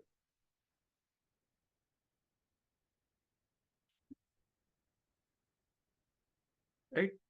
तो ये घुटनों की शिकायत के लिए काम में आएगा। नी पेन के लिए, जिसको भी नी का प्रॉब्लम है, हड्डियां कमजोर हो गई हैं, ओस्टियोआर्थराइटिस जिसको हम कहते हैं, लुब्रिकेशन कम हो गया, ऐसी बात करते हैं हम, ठंडी और बारिश में उसका तकलीफ बढ़ जाता है, आयुर्वेद के हिसाब से ये सब वात की शिकायत है, या किरण जी आपको है, तो आप डेफिनेटली ये दोनों साइड के पॉइंट्स आप देखिए, आपको प्रेस करके देखिए आपको पेन होता है कि नहीं। आप यहाँ से पेन से थोड़ा प्रेस करके या ऐसा थोड़ा मसाज करके देखेंगे तो एक उसका पर्टिकुलर उससे रिलेटेड पॉइंट होगा, वो आपको पेनफुल होगा, और वो कभी इतना दर्द होता है कि हमें ऐसा लगता है जैसे इलेक्ट्रिक करंट लगा हो, इतना पेन होता है। तो ये आप प्रेस करके देखिए, बहुत ज्यादा प्रेशर देने की जरूरत नहीं है, आप हल्का सा भी प्रेशर देंगे तो भी दर्द होगा, क्योंकि आपकी तकलीफ है वहां पे। तो घुटनों का दर्द है तो उससे रिलेटेड पॉइंट पेनफुल रहेगा। आप चेक करके देखिए वहां पे आपको दर्द होता है कि नहीं, आप पेन या पेंसिल से वहां पे थोड़ा सा हल्का सा मसाज करके देखिए, आपको वो एरिया पेनफुल महसूस होगा।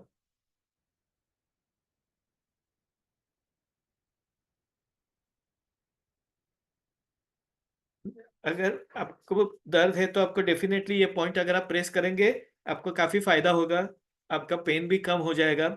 और अगर इनिशियल स्टेज होगा तो डेफिनेटली आपका ठीक भी हो सकता है, ऑपरेशन की जरूरत नहीं पड़ेगी अगर प्रॉपरली आप ट्रीटमेंट करते हैं तो। किसको भी कोई और ट्रीटमेंट से रिलेटेड कोई कंसल्टेशन करना हो, पूछना हो, तो बाद में मुझे कांटेक्ट कर सकते हैं। चैट बॉक्स में मेरा नंबर लिखता हूँ, वो आप नंबर सेव कर दीजिए। वैसे भी आप अगर ग्रुप में हैं तो ग्रुप में वो नंबर मेरा वही होता है। ये मेरा नंबर मैंने चैट बॉक्स में डाला है, वो आप स्क्रीनशॉट ले लीजिए, सेव कर लीजिए। और कोई भी क्वेरी हो, कुछ जानकारी चाहिए तो आप डेफिनेटली मुझे कांटेक्ट कर सकते हैं। या किरण जी, आपने चेक किया आपको दर्द हो रहा है कि नहीं? आपने प्रेस करके देखो, आप आपको पेनफुल लगेगा, वो पता चलेगा।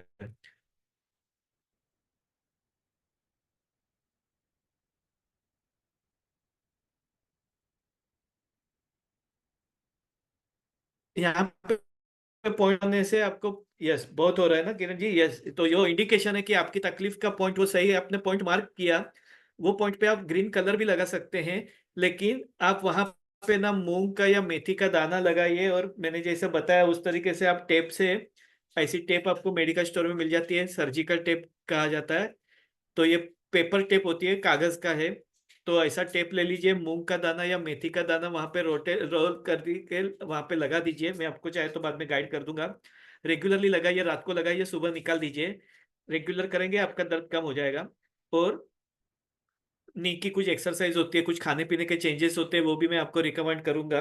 तो वो आप डेफिनेटली कीजिए। और जैसे जैसे आपका घुटने का दर्द कम होगा, आपका ये पॉइंट पेन होना भी कम होते जाएगा।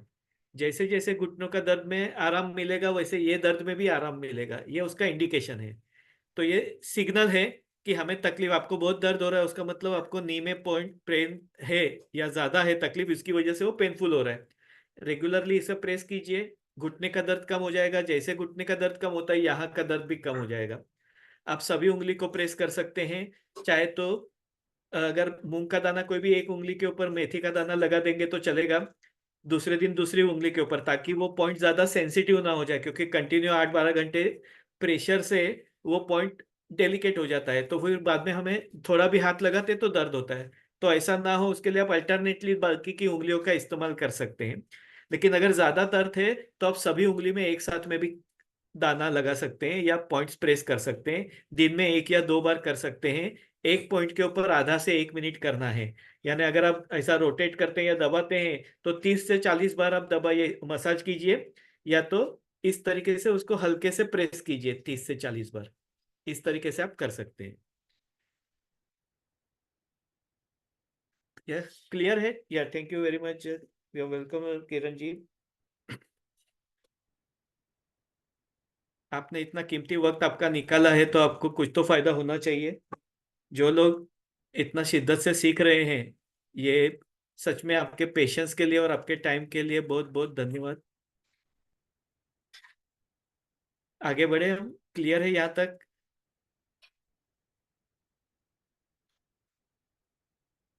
तो ये घुटनों के लिए ये पॉइंट काम में आता है। वहां पे आप पॉइंट प्रेस कर सकते हैं, मूंग का या मेथी का दाना लगा सकते हैं। आजकल कॉमन है शोल्डर पेन।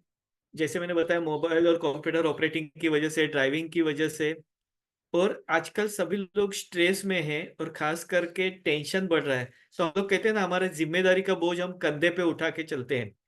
तो जिम्मेदारी अगर ज्यादा रहेगी तो कंधा ज्यादा दर्द हो सकता है, या हमारा कंधा कमजोर हो सकता है। और आजकल कॉमन है ये डायबिटीज पेशेंट्स को, क्योंकि डायबिटीज भी बढ़ते जा रहा है। और जिनको डायबिटीज है उनको फ्रोजन शोल्डर यानी कंधा अकड़ना, ये एक कॉमन तकलीफ हो गई है। तो फ्रोजन शोल्डर की या शोल्डर पेन की तकलीफ हो तो आपको क्या करना है? आपकी उंगली के ऊपर नाखून के नीचे, जैसे जो जॉइंट पे हम लोगों ने गर्दन का हिस्सा देखा था, तो गर्दन के दोनों साइड पे शोल्डर का एरिया है। आप ये पॉइंट मार्क करके रखिए, मैं आपको प्रैक्टिकली दिखाता हूँ।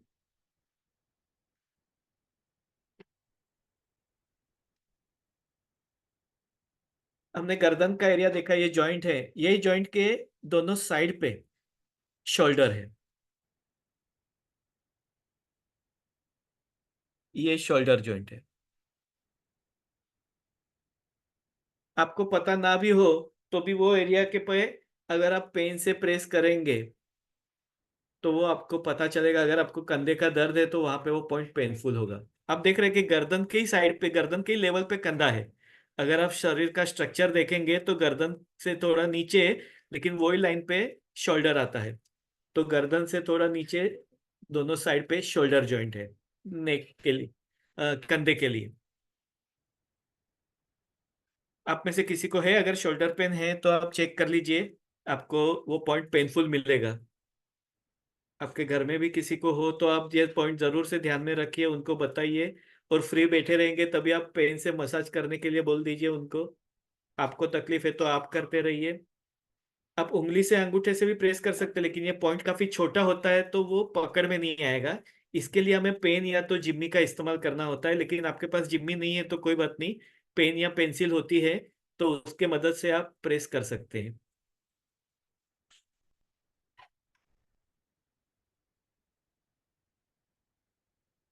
है किसी को दर्द तो चेक कर लीजिए।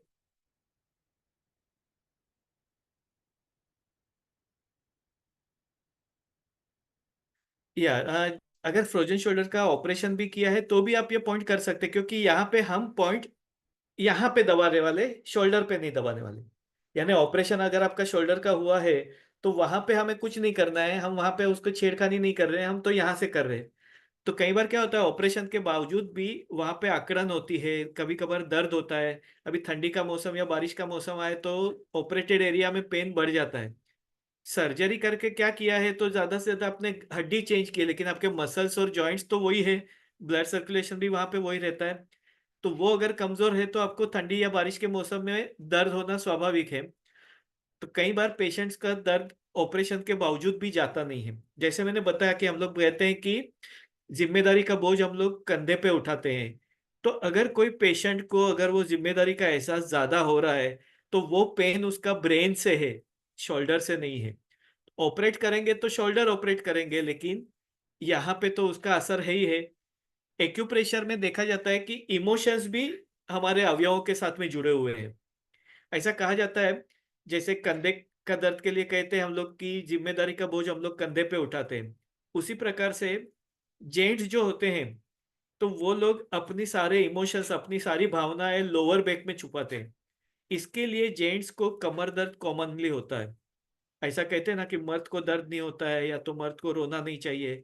तो वो सारी बिलीफ सिस्टम की वजह से वो सारे इमोशंस अपने अंदर सप्रेस्ड करके रखता है, और वो इमोशंस उसके लोअर बैक में स्टोर होते हैं, जिसकी वजह से कमर दर्द होता है। और ये कमर दर्द आपके कोई रिपोर्ट्स में नहीं पकड़ में आता। फिर वो एमआरआई निकालो, सीटी स्कैन निकालो या एक्सरे निकालो, क्योंकि ये इमोशंस है, इमोशंस आपके रिपोर्ट में नहीं दिख सकते। उसी प्रकार से जिन लोगों को बहुत ज्यादा डर लगता है, फियर, उन लोगों को घुटने का दर्द कॉमनली होता है। इसके लिए कई बार हमारे पास पेशेंट आते हैं, नी रिप्लेसमेंट के बावजूद उनका कमर घुटने का दर्द जाता नहीं है। क्यों? क्योंकि उनके दिमाग में कहीं ना कहीं पे डर है। डर किस चीज का है? अकेले रहने का डर, बीमार होने का डर, मौत का डर, कोई भी डर हो सकता है। तो ये डर जब हावी हो जाता है तो वो घुटने में तकलीफ हो सकती है। तो फियर की वजह से नी में पेन हो सकता है। मेल को सप्रेस इमोशंस की वजह से लोअर बैक हो सकता है, जिम्मेदारी का बोझ की वजह से कंधे का दर्द हो सकता है। यानी इमोशंस भी हमारी बीमारी के ऊपर बहुत बड़ा रोल प्ले करते हैं। हमें तकलीफ शारीरिक रूप में होती है, लेकिन उसकी कहीं ना कहीं वजह मानसिक या भावनात्मक स्तर पे हो सकती है। और सर्वे के मुताबिक देखा गया है कि जितनी भी शारीरिक बीमारियां हैं तो वो 100 में से 60 से 70% बीमारियां साइकोलॉजिकल या इमोशनल स्ट्रेस की वजह से होती है। यानी बीमारी रिफ्लेक्ट होती है फिजिकल रूप में, लेकिन उसकी वजह, उसकी जड़ जो है वो कहीं ना कहीं पे इमोशनल या मेंटल स्ट्रेस की वजह से हो सकती है। इंटरेस्टिंग है, कितने लोगों को ये इंटरेस्टिंग लगता है? अगर इंटरेस्टिंग लगता है तो आई लिखिए, अमेजिंग लगता है तो ए लिखिए।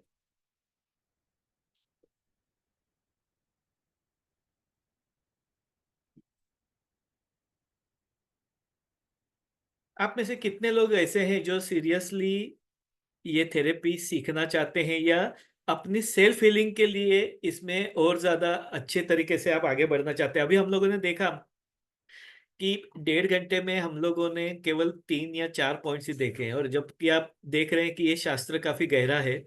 यानी इसमें अभी तो हम लोगों ने केवल जॉइंट्स पेन के ही देखे, लेकिन इसके अलावा भी इसमें लिवर के लिए भी होता है, किडनी के लिए, लंग्स के लिए, हार्ट के लिए, डाइजेशन के लिए, इन सभी शिकायत के लिए ये काम में आता है।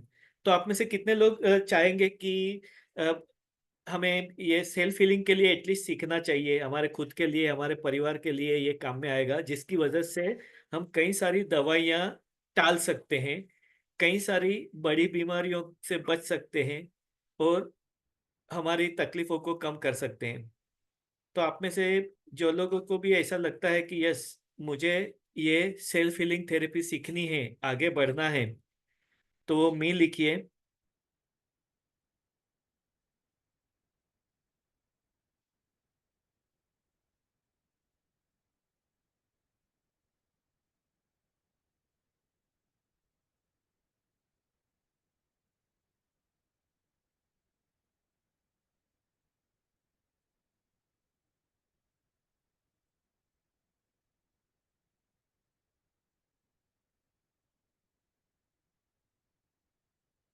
ये सच में काफी इंटरेस्टिंग है और ये इतना आसान है कि छोटे बच्चे भी सीख सकते हैं।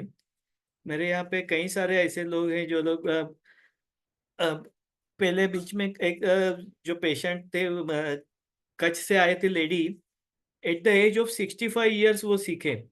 वो बोले कि मैं वहाँ कच्छ में अकेली रहती हूँ, तो मुझे अगर कुछ तकलीफ होती है तो मैं अपना खुद का इलाज कर सकूं, इसके लिए मुझे ये सीखना है। और at the age of 65 also she learn. यानी कुछ लोगों को ऐसा लगता है कि कोई भी उम्र में हम नहीं सीख सकते, तो ये गलत बात है। अगर आपकी इच्छा हो और आपको तीव्र अगर इच्छा शक्ति है तो आप कोई भी उम्र में कोई भी चीज सीख सकते हैं। बीच में आपने वीडियो भी देखे होंगे व्हाट्सएप पे कि 90 ईयर्स की लेडी पैराग्लाइडिंग कर रही थी।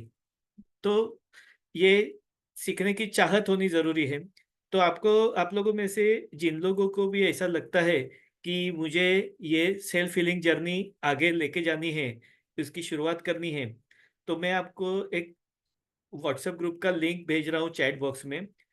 आप वो ग्रुप को ज्वाइन हो जाइए। जो सच में सीरियसली इंटरेस्टेड हैं, सीखना चाहते हैं, आप वो ग्रुप ज्वाइन कर लीजिए। आप समझ सकते हैं, अगर सपोज आप को गर्दन का दर्द होता है, आप डॉक्टर के पास जाते हैं, डॉक्टर आपको पेन किलर्स देते हैं, 2-4 दिन फायदा नहीं हुआ तो बाद में आपको ऑर्थोपेडिक के पास में भेजते हैं।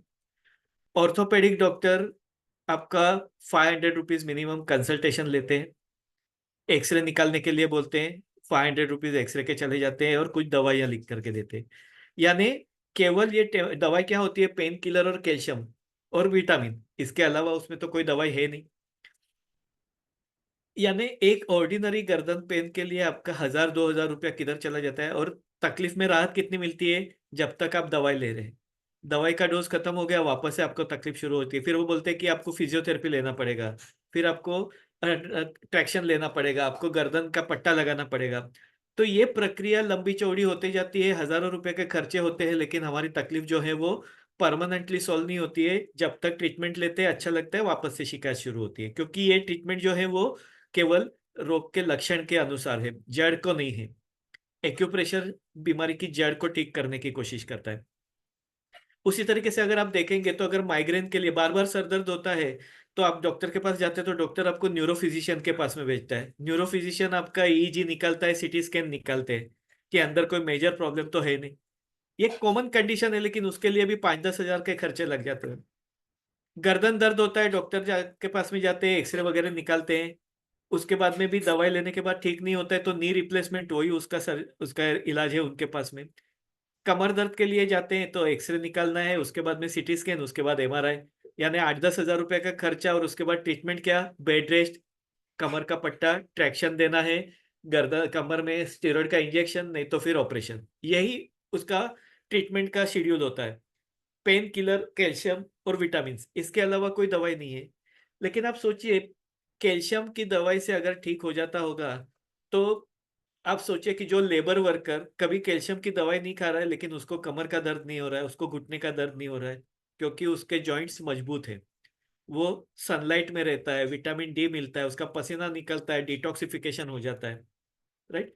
तो केवल कैल्शियम की गोली खाने से हड्डियां मजबूत नहीं होती है, आपको उसका एक्सरसाइज वगैरह भी करनी होती है, लेकिन एक्सरसाइज कभी करेंगे दर्द कम होगा तो ये दर्द कम करने के लिए पहले आपको कुछ तो एफर्ट्स करनी पड़ेगी। तो उसके लिए भी आपको ऐसी होलिस्टिक वे कि जिसकी वजह से आपको कोई फायदा ना हो। तो उसके वजह से मतलब वो जो आपको सीखना बहुत ही जरूरी है, ताकि आप बहुत सारे पेन किलर्स अवॉइड कर सको, बड़े बड़े खर्चे अवॉइड कर सको। आप एक सोचिए, किसी को भी घुटने का दर्द होता है तो वो सबसे पहले जाता है फैमिली डॉक्टर के पास में। फैमिली डॉक्टर उसको 5 दिन का पेन किलर वगैरह का कोर्स करते हैं। उससे फायदा नहीं हुआ तो वो ऑर्थोपेडिक के पास भेजता है। ऑर्थोपेडिक डॉक्टर भी 1 महीना, 2 महीना, 3 महीना दवाइयां देते हैं, फायदा नहीं होता है। उसके बाद डॉक्टर बोलते हैं कि आपका हड्डी घिस गई है, आपको ऑपरेशन करना पड़ेगा। अभी आप सोचिए, पहले दिन से आप पहले पहले मेडिकल स्टोर से 1-2 दिन पेन किलर खाया, फायदा नहीं हुआ, आप फैमिली डॉक्टर के पास गए, वहां पे फायदा नहीं हुआ, ऑर्थोपेडिक के पास में गए। अभी आप स्टार्टिंग से एलोपैथी ले रहे हैं, तो भी फिर आपको नी रिप्लेसमेंट की जरूरत क्यों पड़ती है?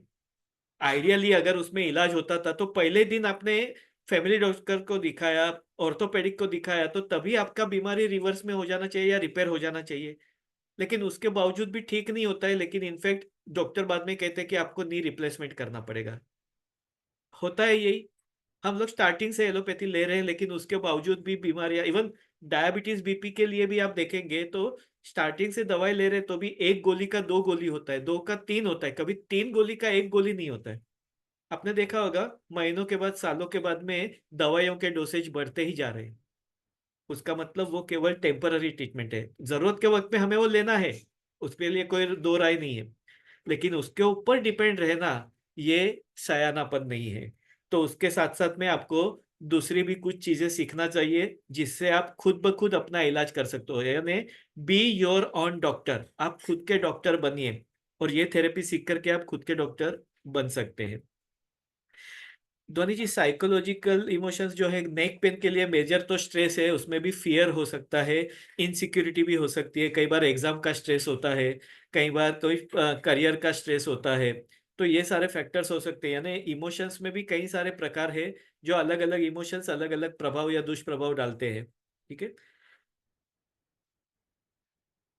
तो आप लोगों ने ग्रुप चैट, जो लोग इंटरेस्टेड है उन लोगों ने ग्रुप ज्वाइन कर लिया, मैं आपको बाद में ग्रुप में ऐड कर दूंगा। लेकिन अगर आप लोगों ने, जिन लोगों ने सीखना है, तो वो जरूर से ये ग्रुप के लिंक जो मैं भेज रहा हूँ अभी,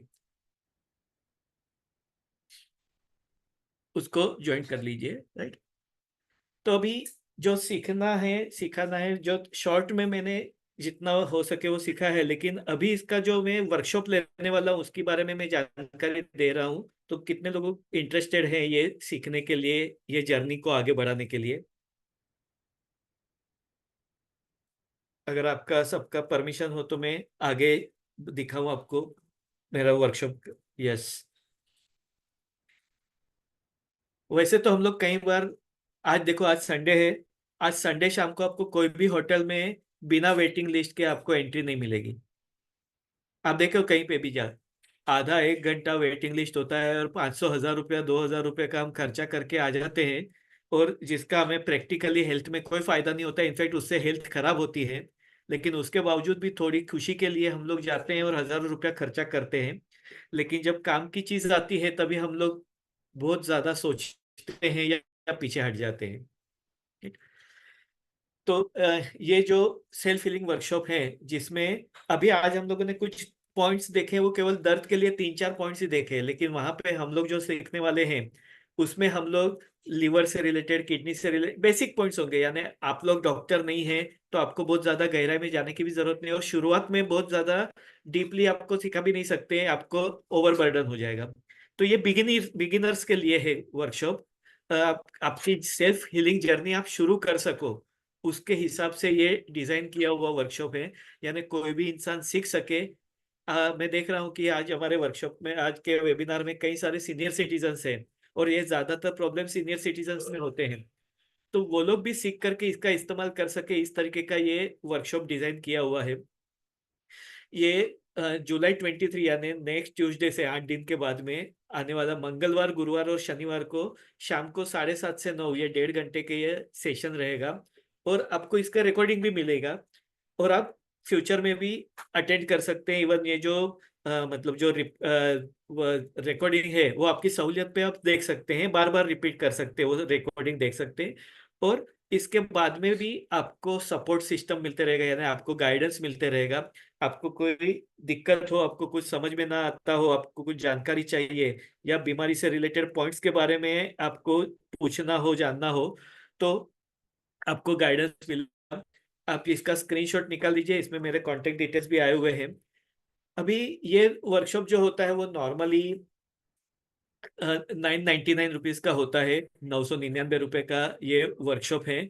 लेकिन मैं चाहता हूँ कि ज्यादा से ज्यादा लोग सीखें, क्योंकि जितना ज्यादा चार्जेस होंगे लोग कम सीखेंगे, जबकि ये आज की जरूरत है, हर एक इंसान में को सीखना जरूरी है। और मैं तो ऐसा चाहता हूँ कि हर घर में से अगर एक बंदा भी सीखता है तो पूरे फैमिली को काम में आ सकता है। और ये तो ऑनलाइन है, यानी आप फैमिली के साथ बैठ करके भी सीख सकते हैं, तो ये सबसे बड़ा एडवांटेज है। तो ये जो 999 रुपीज है, ये रेगुलर चार्जेस होते हैं। लेकिन आज आप लोगों ने इतना वक्त निकाला है अपना जानकारी के लिए और सीखने के लिए, तो आजकल कंसेशन है 50% का। तो ये 4 रुपीज का ये वर्कशॉप है। लेकिन जो लोग आज के आज अगर ज्वाइन करना चाहते हैं, यानी अपनी सेल्फ हीलिंग जर्नी शुरू करना चाहते हैं, तो उनके लिए स्पेशल ऑफर है जो केवल आज के लिए एप्लीकेबल है। ये सबके लिए नहीं है। जो लोग एक्सक्लूसिवली आज का वेबिनार अटेंड कर रहे हैं, अपना कीमती वक्त निकाल करके 2 घंटा वो सीखने के लिए आए हैं, उनका अप्रिशिएट करते हुए मेरी ओर से मैं स्पेशल आपको कंसेशन दे रहा हूँ। आज जो लोग भी ज्वाइन करेंगे उसके लिए 399 रुपीज है। अभी आप जिनको भी ज्वाइन करना है तो आपके लिए ये ऑफर आज के लिए है। ये स्क्रीनशॉट आप निकाल दीजिए जिसमें पेमेंट का ऑप्शन है। मैं मेरा जीपे नंबर डालता हूँ, सेम नंबर है जो अभी आपने मोबाइल का जो नंबर आपने सेव किया था, वो ही मैंने जीपे नंबर डाला हुआ है। तो जो लोग फास्ट एक्शन लेना चाहते हैं और आज से ही अपना सेल्फ हीलिंग जर्नी शुरू करना चाहते हैं, इनफैक्ट ये सभी लोगों ने सीखना चाहिए। लेकिन जैसे मैंने बताया कि अगर हम लोग पिज्जा पास्ता लेते वक्त में तो इतना सोचते नहीं है, वो 250 रुपये का हो या 500 रुपये का हम बेहिचक खर्चा कर लेते हैं। लेकिन सेहत की बात आती है तभी हम बहुत सारी चीजें सोचते हैं। तो जो लोग सच में सेहत के बारे में, जैसे मैंने बताया हेल्थ इज वेल्थ, लेकिन मैंने बताया कि सारे लोग हेल्थ को वेल्थ कंसीडर नहीं करते, ये मेरा तजुर्बा है। या ऑफर अमाउंट है 399 रुपीज। आज अभी जो लोग अभी ऑफर को ग्रैब करेंगे उनके लिए 399 ऑफर है। मैंने ऑफर अमाउंट भी चैट बॉक्स में डाला है। जिन लोगों को भी अपने सेहत के प्रति जागरूक हैं, जो लोग अपनी हेल्थ को वेल्थ समझते हैं और उसको वेल्थ की तरह ही संभालना चाहते हैं, उसका जतन करना चाहते हैं और उसमें सुधार लाना चाहते हैं। आज आप एक डॉक्टर के पास जाते हैं कंसल्टेशन के लिए, 500 रुपया देते हैं वो एक बार के लिए, आज के लिए। अगर आप अगली बार जाते हैं, अगली बार फिर से आपको कंसल्ट करना पड़ता है, फिर से पेमेंट करना पड़ता है। लेकिन यहाँ पे आप जो सीखने वाले हैं वो आपके लिए भी काम में आने वाला है, आपके फैमिली मेंबर्स के लिए भी काम में आने वाला है। या ध्वनि जी, ये आज के लिए है। आप आज शाम तक कभी भी पेमेंट कर सकते हैं। कुछ दिक्कत होगी तो आप मुझे कांटेक्ट कर सकते हैं। लेकिन मैं चाहता हूं कि जो लोग इतना कीमती वक्त निकाल के आए हैं उन लोग इसका डेफिनेटली एक्शन ले और शुरू अपने सेल्फ हीलिंग जर्नी की शुरुआत करें। और ये इतना कुछ महंगा सौदा नहीं है जिसमें आपको कुछ ना कुछ फायदा है। आप देख सकते हैं कि 1.5 घंटे में भी आपको इतनी सारी जानकारी मिली। तो वो 3 दिन का वर्कशॉप रहेगा जिसमें लाइव इंटरेक्शन भी होगा। यहाँ पे वेबिनार की वजह से मैं आपसे लाइवली बात नहीं कर सकता हूँ क्योंकि लिमिटेड टाइम है, सभी लोगों का टाइम कीमती है। लेकिन सीखते वक्त में आपको जो भी क्वेरी होगी, आपके बीमारी से रिलेटेड पॉइंट्स होंगे, वो सारी बातें आपको वहां पे सीखने को मिलेगी या उससे जानकारी मिलेगी। तो ये एक अच्छा अपॉर्चुनिटी है कि आपको एक कंसल्टेशन से भी कम कीमत में आपको एक थेरेपी सीखने की शुरुआत हो रही है। ये एक बेसिक कोर्स है, आसान है, कोई भी इंसान सीख सकता है। Easy to learn, easy to use है। आपने देखा होगा मैंने जो पॉइंट्स बताए वो कितने आसान है। आप ये स्क्रीनशॉट निकाल के रखिए।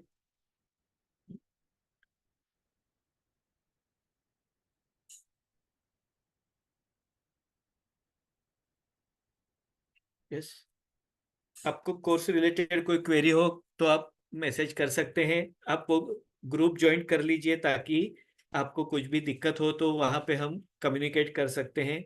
और ये एक्सक्लूसिव ऑफर आज के जो वेबिनार अटेंडीज हैं उनके लिए ही है, ये सबके लिए नहीं है। राइट। और ये आज के दिन के लिए है, जो लोग इतना वक्त दे रहे हैं, सिंसियर हैं, अपनी हेल्थ के बारे में जागरूक है, उनके लिए है। और ये जो कोर्सेस हैं, ये आपको फायदा होता है, सहूलियत पे आप सीख सकते हैं अपने घर में बैठ करके। अपने फैमिली मेंबर्स को भी आप वो रिकॉर्डिंग सुना करके आप उनको भी ट्रेन कर सकते हैं, यानी उन लोगों को भी जानकारी हो। यानी ऐसा देखने को जाएंगे तो ये फैमिली पैक है। तो जो लोग भी इंटरेस्टेड है उनके लिए ये काम की चीज है। और इसमें आपका नुकसान कुछ भी नहीं है, जो ही है वो फायदा ही फायदा है। अगर आप हजारों रुपए का खर्चा बचाना चाहते हैं दवाइयों के ऊपर, ट्रीटमेंट के ऊपर, और अपने शरीर को आप दवाइयों की साइड इफेक्ट से बचाना चाहते हैं, तो डेफिनेटली आपको ये अपॉर्चुनिटी ग्रैब करनी चाहिए। ये अपॉर्चुनिटी बार बार नहीं आती है, क्योंकि हमारे पास में भी उतना वक्त नहीं होता है हम बार बार लोगों को सिखा सके। और ये लाइव कोर्स है, हो सकता है इसके बाद में लाइव कोर्सेस ना हो, आपको रिकॉर्डेड सेशंस ही मिले। तो ये एक अपॉर्चुनिटी है लाइव सेशन करने की, क्योंकि हम बार बार लाइव सेशंस नहीं कर सकते, उतना टाइम हम दे नहीं सकते हैं। मेरा भी क्लिनिक वगैरह चलता है, उसके साथ साथ में मुझे ये करना होता है। तो लेकिन मैं चाहता हूँ कि ज्यादा से ज्यादा ये आपको फायदा हो, ज्यादा से ज्यादा लोग इसका बेनिफिट ले सके। या आपको स्टडी मटेरियल भी मिलेगा। बेसिकली इसमें थियरी ज्यादा नहीं है, जैसे मैंने बताया, केवल कुछ पॉइंट्स होते हैं, तो वो पॉइंट्स का आपको लोकेशन और वो आपको मिलेगा। इसमें बहुत ज्यादा लेंदी थियरी नहीं है, क्योंकि ये कॉमन पब्लिक के लिए डिजाइन किया हुआ वर्कशॉप है, जिसमें जिसको कुछ समझ में नहीं आता हो वो भी समझ सके, बड़ी उम्र का हो तो भी, या कोई भी भाषा से संबंधित हो तो वो सारे लोग सीख सके, उस तरीके का बेसिक कोर्स है। यानी आपको बहुत ज्यादा ही कॉम्प्लिकेटेड या बहुत ज्यादा आपको थियरी पढ़नी पड़ेगी, बहुत ज्यादा सीखना पड़ेगा, ऐसा नहीं है। ये प्रैक्टिकल वर्कशॉप है, जैसा आज मैंने सिखाया, जैसा आज मैंने बताया, वैसा ही टाइप का ये प्रैक्टिकल वर्कशॉप रहेगा। यानी आप तुरंत से डू इट योर सेल्फ, आज के आज, अभी के अभी आप अपनी शुरुआत कर सकते हैं, सीख करके इतना आसान होगा।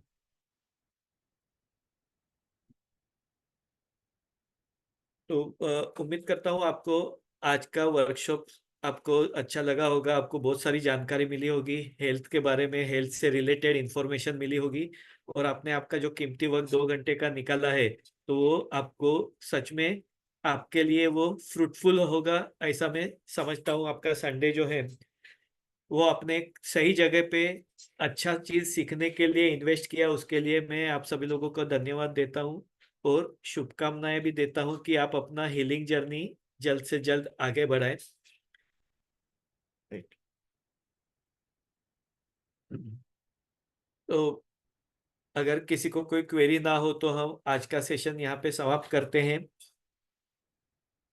अगर कोई सवाल हो आपके तो पूछ सकते हैं, वेबिनार से रिलेटेड या हमारे आने वाले वर्कशॉप से रिलेटेड।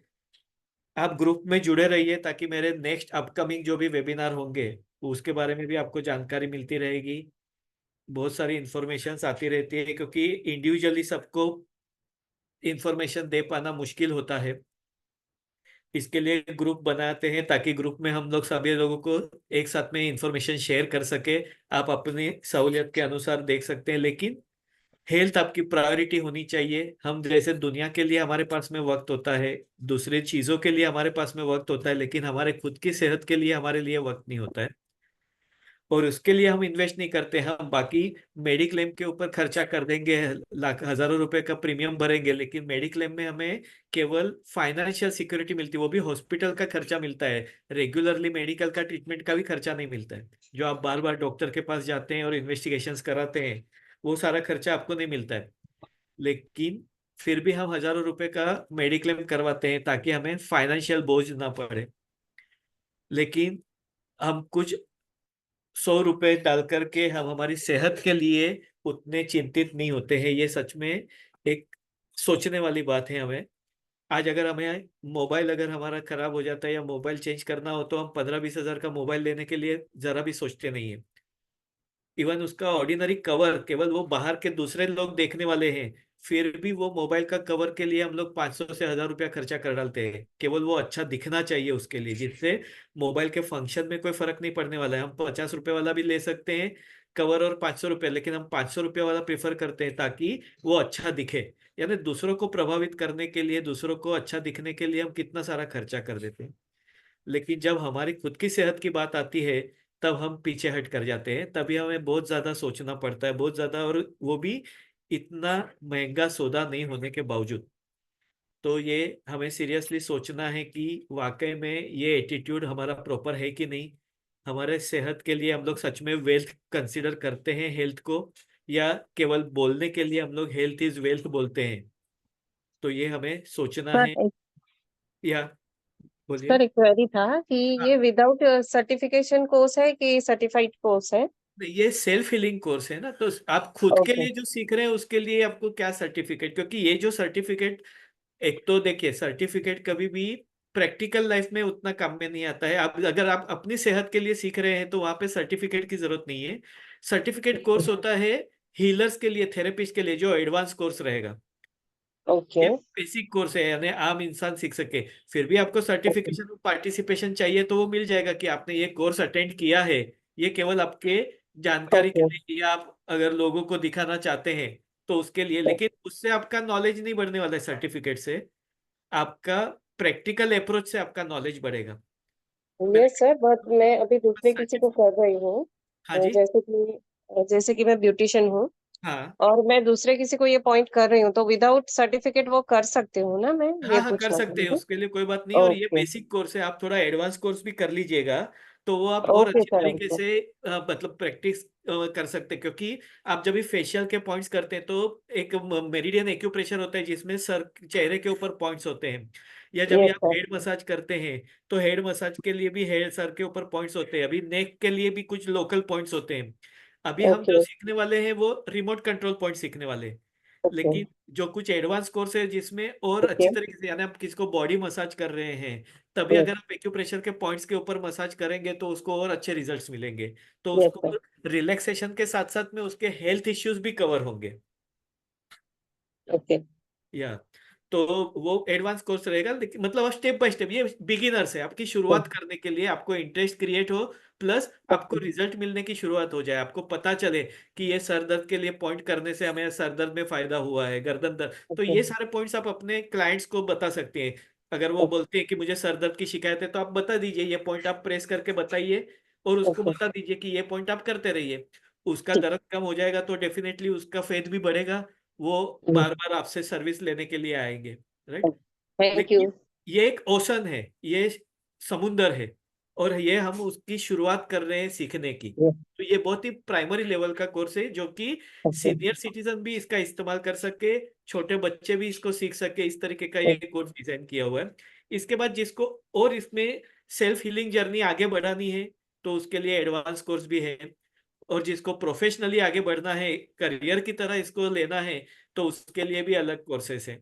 तो ये एक शुरुआत है, एक पहला कदम डालिए, फिर धीरे धीरे आप आगे बढ़ते जाइए। राइट। Thank you. या ओके। तो जिन लोगों ने भी पेमेंट किया है वो मुझे मेरे नंबर पे मैसेज कर सकते हैं ताकि मुझे पता चले और मैं उनको मेन ग्रुप में ऐड कर दूं। तो मैं मेरा नंबर फिर से आपको डाल रहा हूँ ग्रुप में, वो नंबर आप सेव कर लीजिए। और जिन लोगों ने भी ग्रुप ज्वाइन नहीं किया है वो जरूर से ग्रुप ज्वाइन कीजिए, जिसमें आपको और भी इंफॉर्मेशन मिलेगी, या जहाँ पे आपकी कोई क्वेरीज हो तो वो क्वेरीज को आपको सॉल्यूशन मिलेगा। तो मैंने वापस से ग्रुप की लिंक शेयर की है, और आप लोगों ने आपका कीमती वक्त निकाला, 2 घंटा आपने स्पेयर किया। उम्मीद करता हूँ इसका फायदा लेंगे। देखिए, नॉलेज लेना कोई बड़ी बात नहीं है, नॉलेज तो व्हाट्सअप यूनिवर्सिटी पे भी बहुत आता है, यूट्यूब पे भी बहुत है, गूगल बाबा भी बहुत सारा ज्ञान देता है। लेकिन वो ज्ञान का इम्प्लीमेंटेशन होना चाहिए, उसका इस्तेमाल होना चाहिए, नहीं तो वो ज्ञान जो है वो सड़ने लगता है। जैसा पानी अगर बहता ना हो तो वो पानी में सड़न पैदा होती है, वहां पे कीड़े मकोड़े पैदा होते हैं, मच्छर पैदा होते हैं, तो पानी सड़ने लगता है। तो उसी तरह से ज्ञान भी जो है वो बहते रहना चाहिए।